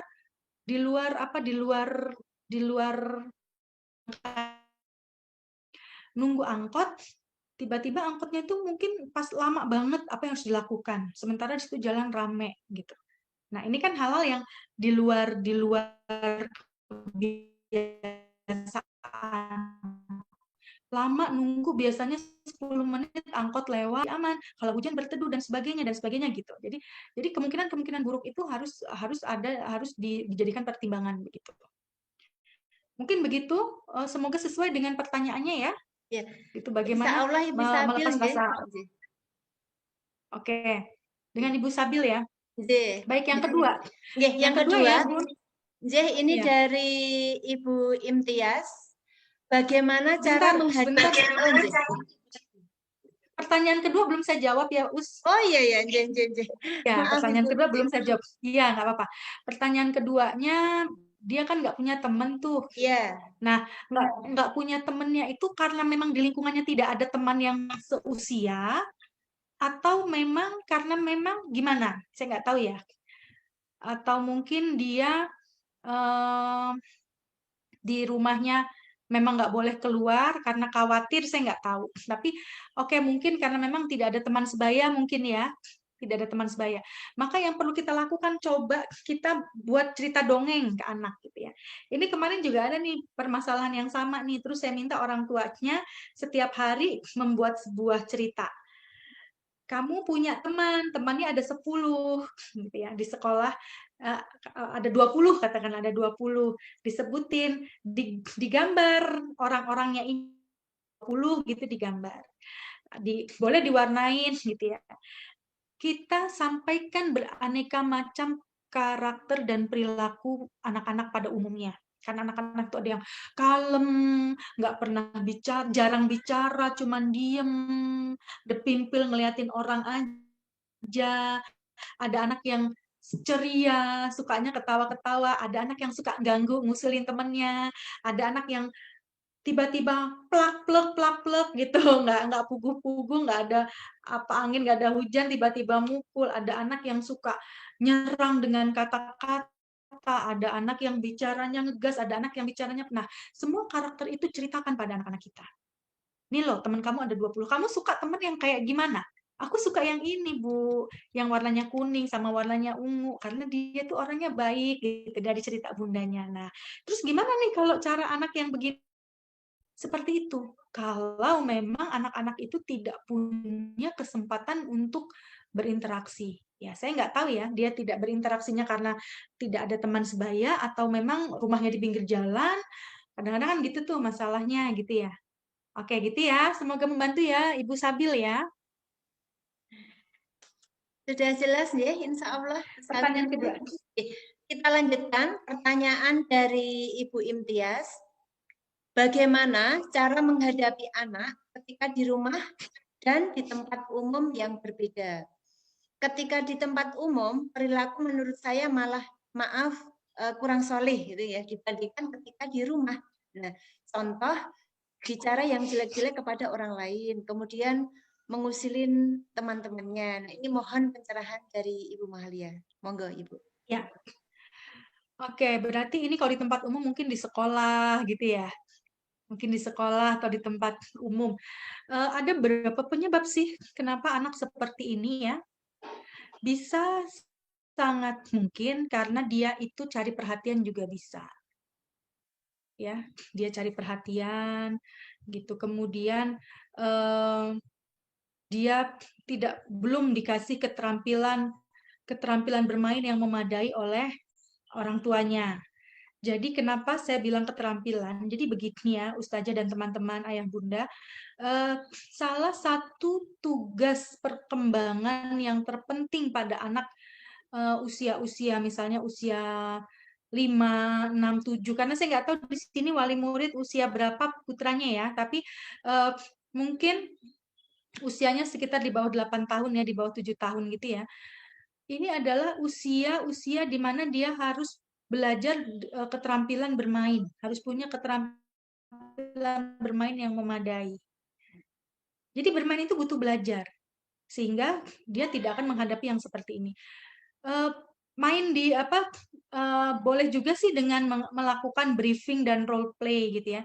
Briefing itu kita sebutin dong perilaku mana yang disukai oleh teman-teman.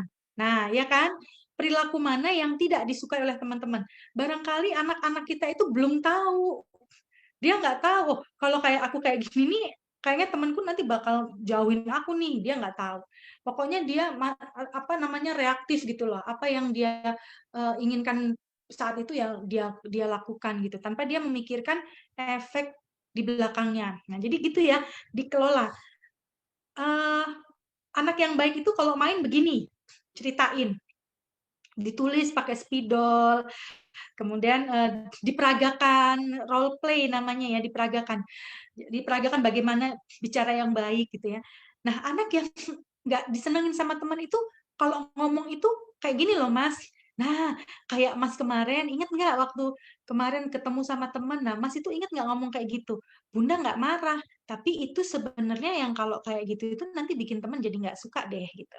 tunjukin. Nah, tunjukin juga hal baik dia. Nah, Bunda senang waktu kamu berkunjung ke rumahnya siapa. Waktu kapan itu, ingat nggak kita main kemana? Bunda seneng banget loh waktu itu, karena kamu solih banget mainnya. Jadi tunjukin mana perilaku dia yang negatif, tapi jangan lupa bahwa dia itu juga punya perilaku positif, meskipun banyak negatifnya untuk saat ini gitu ya. Karena dia belum melalui proses belajar berperilaku ketika di depan umum gitu. Begitu, Ustazah. Jangan lupa diapresiasi ketika dia sudah menunjukkan perilaku yang baik gitu ya. Terima kasih. Semoga Bu Imtiaz sudah jelas nggih mendengar penjelasan dari Bu Mahalia. Baiklah, hadirin yang dimuliakan oleh Allah, kita akan melanjutkan pertanyaan dari Ibu Janeta nggih, Ibu. Yang pertama, bagaimana cara merubah perkataan anak karena pengaruh dari luar? Karena di rumah jarang mengucapkan kalimat tersebut, apalagi berkata buruk kepada orang yang lebih tua. Ya, selanjutnya ini Usia masih berapa? Ibu Janeta yang kedua, Ibu. Kemudian bagaimana cara mengatasi anak yang kalau dinasehati itu sering membantah kepada orang-orang yang di sekitarnya. Karena kalau diberi pengertian itu seringkali tidak mendengarkan. Mungkin ini tipe anak-anak kita hampir rata-rata mungkin karena anak juga punya dunia tersendiri ya Ibu Mahalia. Ini monggo bisa diberikan penjelasan lebih dalam lagi.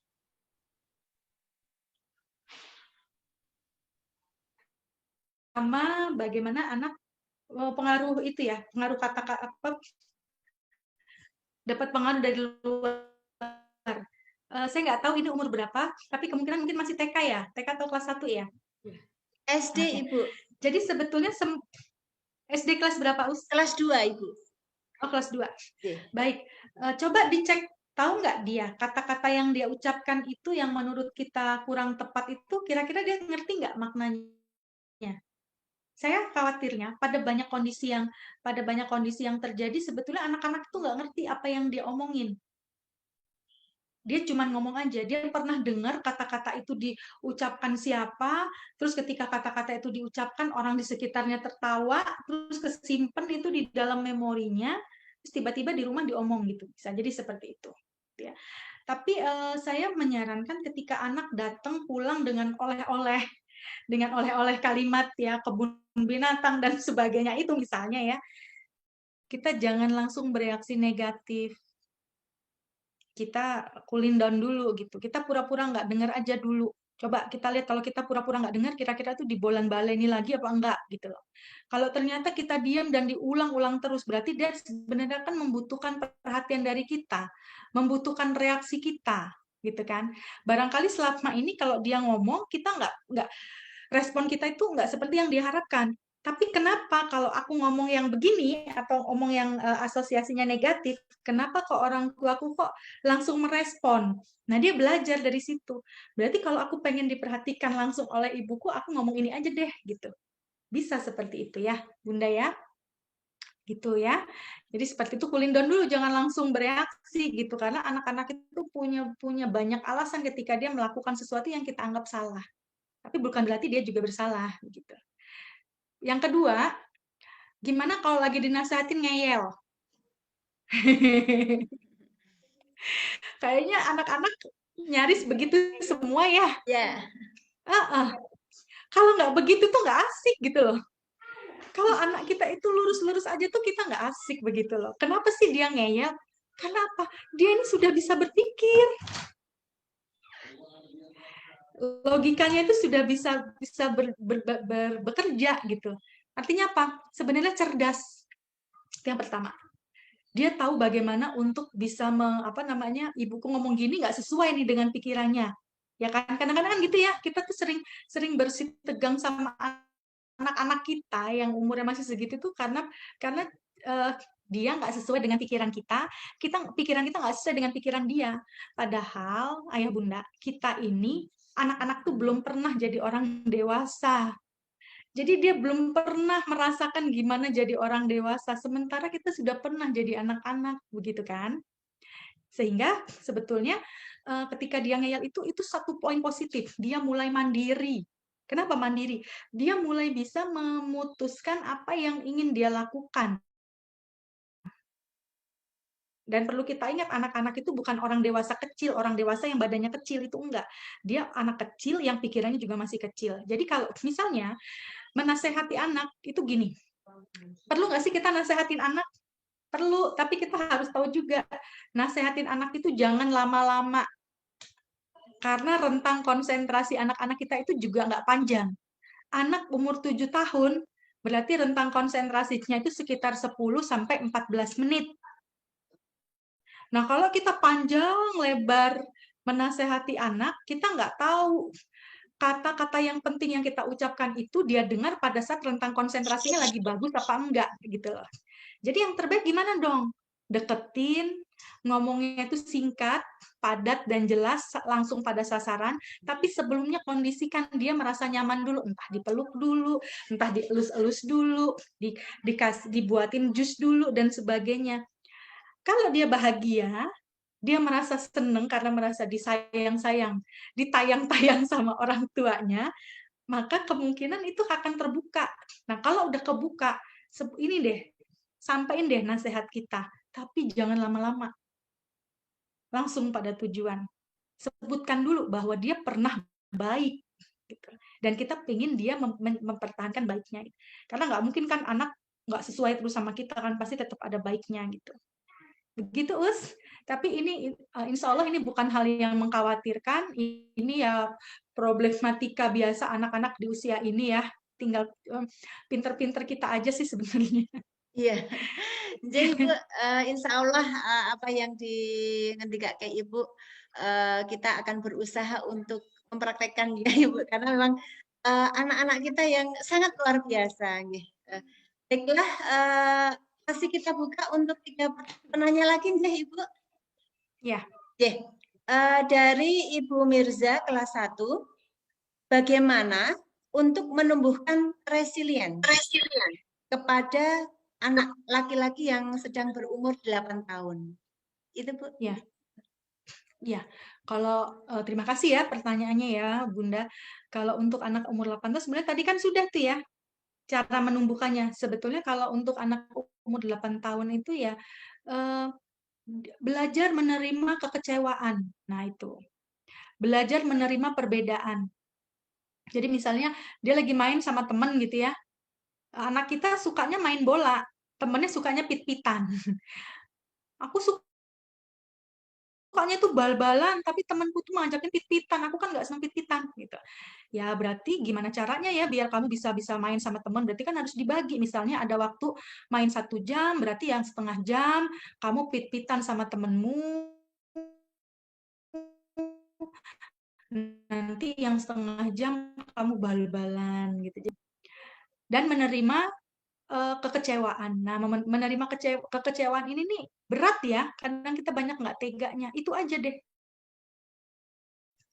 Sekali-kali misalnya kita sudah janji, betul kita sudah janji itu harus ditepati. Tapi ada kondisi-kondisi urgent yang di luar kuasa kita, ternyata kita harus membatalkan janji, itu pun sekali-kali anak boleh merasakan yang begitu.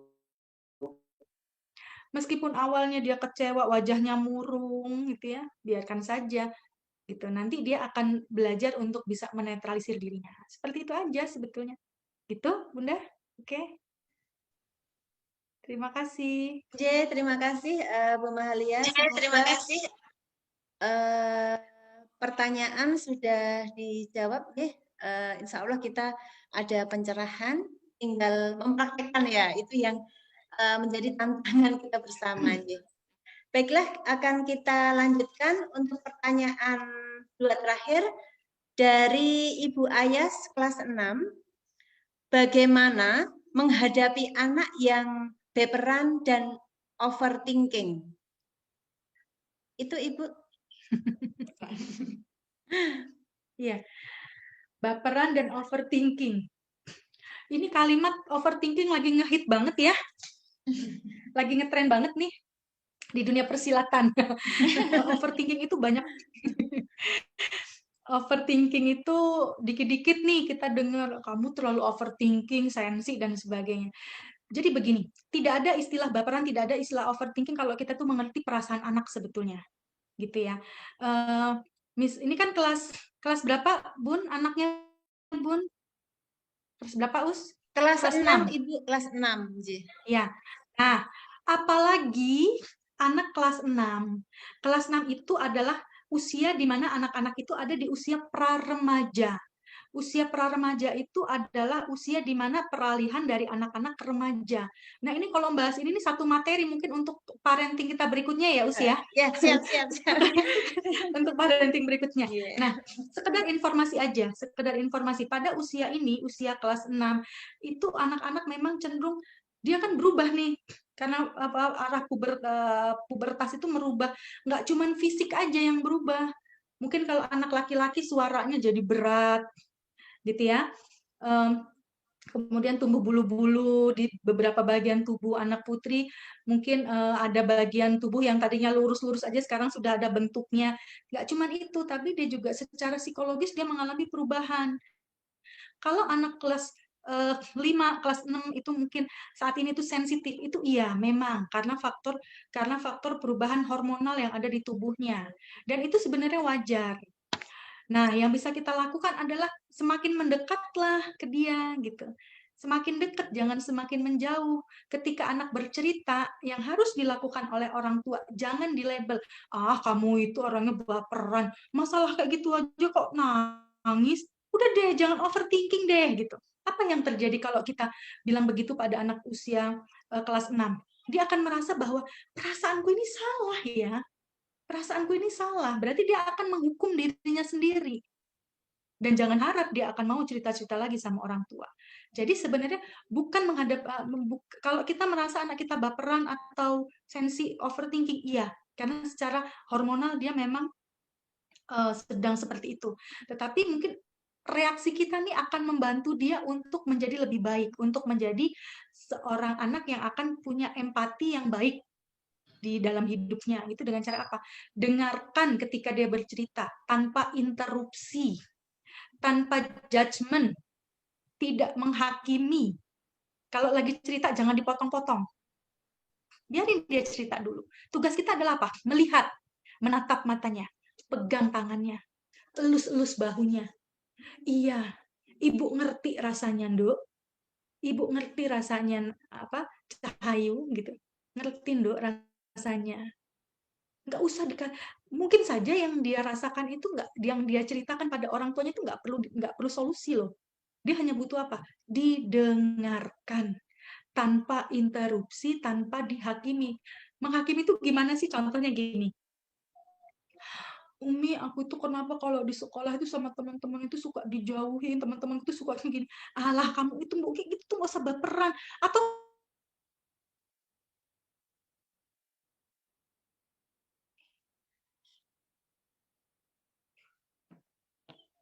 apa? Jangan harap dia akan mau cerita-cerita lagi sama kita.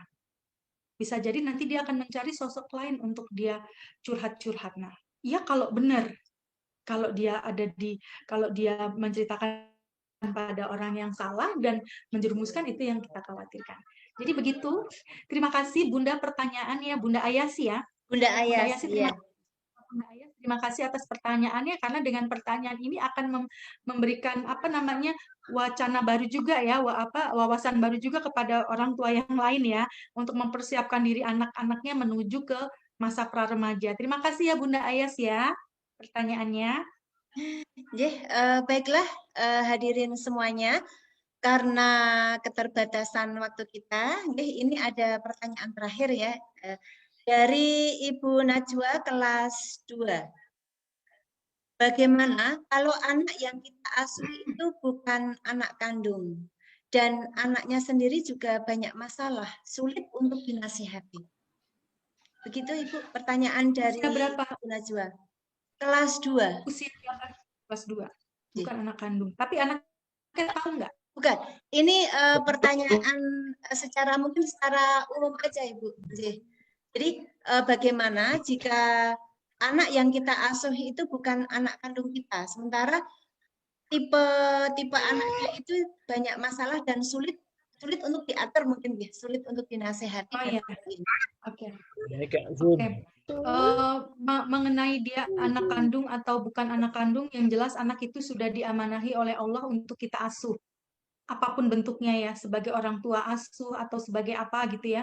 Jadi sebenarnya tugas kita adalah kita fokus pada ikhtiar saja. Kita fokus pada upaya-upaya perbaikan, melakukan yang terbaik, menjalankan peran kita sebagai ibu asuh atau sebagai apapun itu ya, itu dengan maksimal. Nah, kemudian ketika ada permasalahan yang anaknya sendiri banyak masalah, ini diurai satu-satu. Masalahnya yang kayak gimana kita nggak tahu. Saya juga nggak tahu apakah anak ini tahu atau tidak bahwa yang mengasuhnya selama ini adalah ibu kandung atau bukan. Kalau dia tahu, bisa jadi itu juga menjadi salah satu rentetan kenapa dia punya masalah. Dan saya juga nggak tahu anak ini diasuh dari mulai usia berapa. Kita nggak tahu, misalnya diasuh baru-baru ini. Ketika dia masih kecil, perlakuan orang tuanya seperti apa, diperlakukan seperti apa. Karena sangat mungkin perilaku anak sekarang yang kelas 2, misalnya ada perilaku yang negatif, bisa jadi itu adalah rentetan dari masa lalu dia, masa kecil dia, seperti itu. Jadi diurai dulu ya, mungkin nanti kalau memang ini masalah sangat serius dan memang membutuhkan ini kelas 2 di TK di SD IT ya usia yang di SD bertanya, IT. ya. Ya, mungkin untuk beberapa kondisi-kondisi seperti ini mungkin sulit untuk diurai.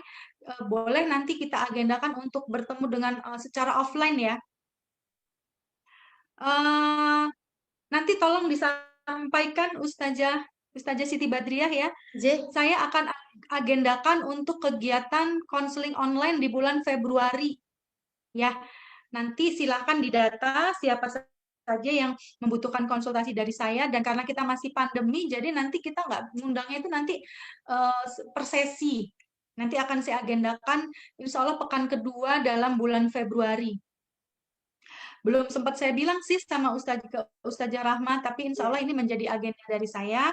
Nah, ini nanti mungkin beberapa pertanyaan yang sepertinya memang tidak bisa diselesaikan di sini, yang serius-serius ya, kayak ini tadi gitu, anak asuh gini kan saya butuh mengobservasi lebih lanjut dan sebagainya. Semoga nanti dengan pertemuan offline kita, tatap muka, konsultasi dengan saya, nanti bisa kita urai masalahnya satu-satu gitu. Begitu.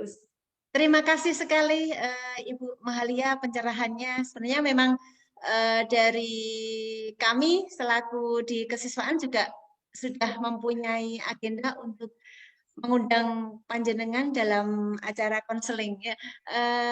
Dengan ngendika seperti itu kami sangat terima kasih dan alhamdulillah sangat membantu kami pihak sekolah ya Bu. Baiklah. Seluruh peserta Zoom meeting dalam tema anak tangguh, resiliensi berawal dari orang tua yang cerdas, sudah kita dengarkan, sudah kita simak secara detail sekali dari beliau Ibu Mahalia Putih. Tinggal kita selaku orang tua yang cerdas bisa mengapresiasikan, bisa istilahnya dari sekarang move on dari yang kemarin belum kita ketahui, kemudian ilmu hari ini sudah kita ketahui dan akan kita cobakan kepada posisi kita selaku orang tua, kemudian kita terapkan juga kepada anak-anak kita, sungguh dahsyat. Insya Allah akan membuahkan generasi yang tadi diingatkan oleh Ibu Mahalia Putih, 9 tahun ke depan negara kita akan memiliki usia yang produktif. Nah, ini insya Allah termasuk anak-anak kita, generasi kita ya, yang angkanya sudah melebihi dari 70%. Ya, semoga anak-anak kita mampu menghadapi eranya sehingga kita selaku orang tua yang cerdas bisa menyiapkan dari sekarang.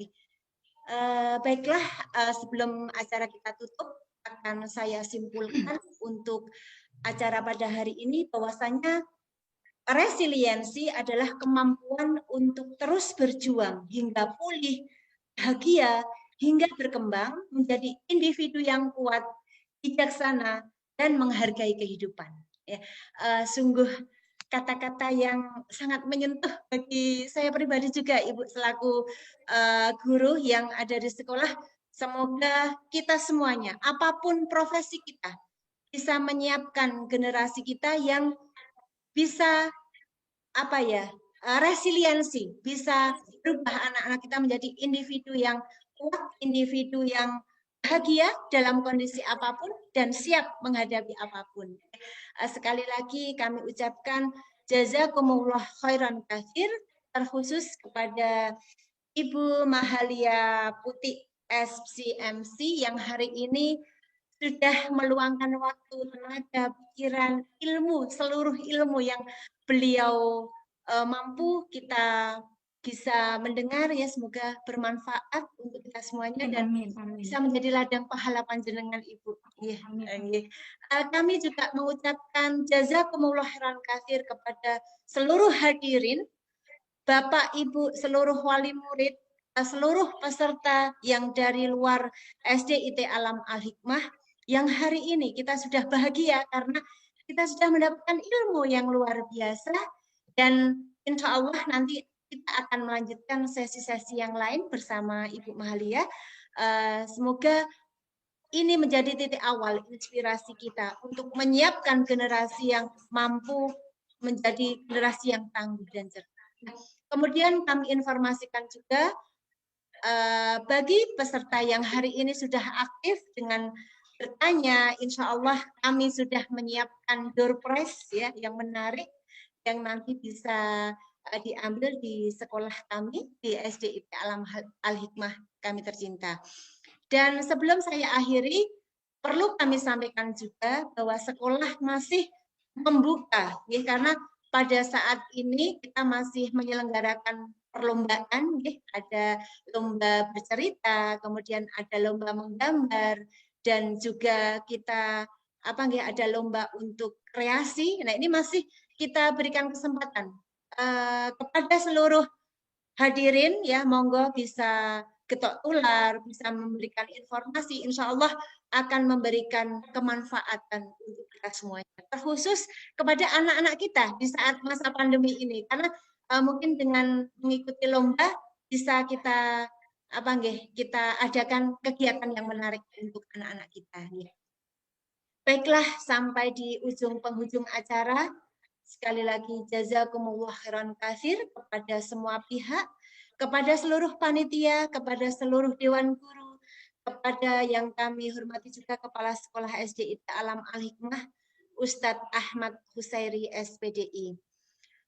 Kita akhiri acara parenting kita pada siang hari ini dengan membaca hamdalah, istighfar, dan doa penutup majelis. Alhamdulillahi Rabbil Alamin. Astaghfirullahal azim. Subhanakallahumma wa bihamdika asyhadu an la ilaha illa anta astaghfiruka wa atubu ilaik. Billahi taufiq wal hidayah. Wassalamualaikum warahmatullahi wabarakatuh. Waalaikumsalam warahmatullahi wabarakatuh. Terima kasih Ustazah semua. Maaf lahir batin ya. Sama-sama maaf lahir batin. Maaf lahir batin. Sampai ketemu lagi. Insya Allah. Terima kasih. Saya undur diri ya. Jadi Bu, terima kasih. Monggo kalau yang mau menyempatkan sesi foto bersama.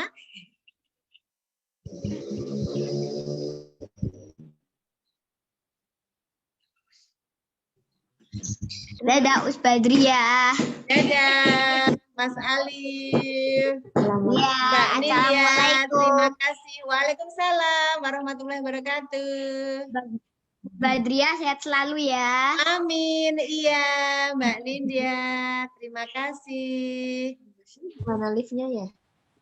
Ini liftnya gimana? Oh, Assalamualaikum Ustazah Badriah. Waalaikumsalam Mbak Nindya. Kangen ya sama Us ya? Ini ada ustazah juga. Semua ustazah ya, Us. Iya. Boleh sesi foto loh sama ustazah.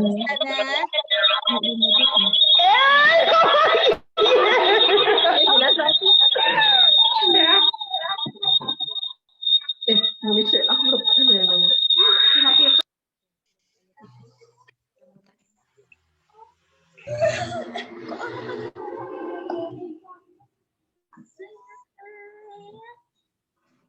Assalamualaikum. Kayak Rio aja ya. Anak kelas 1 kayak Rio. Ada Mbak Ceteng ya. Kayak Rio. Boleh pakai jilbab ya nak ya. Iya. Terima Kayak Rio. kasih, anak hebat, anak pinter.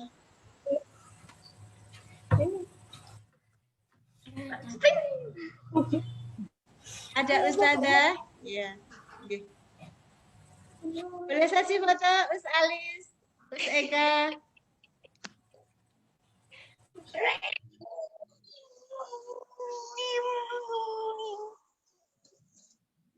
Om yang mata mimpi Eko. Halo? Ya selesai.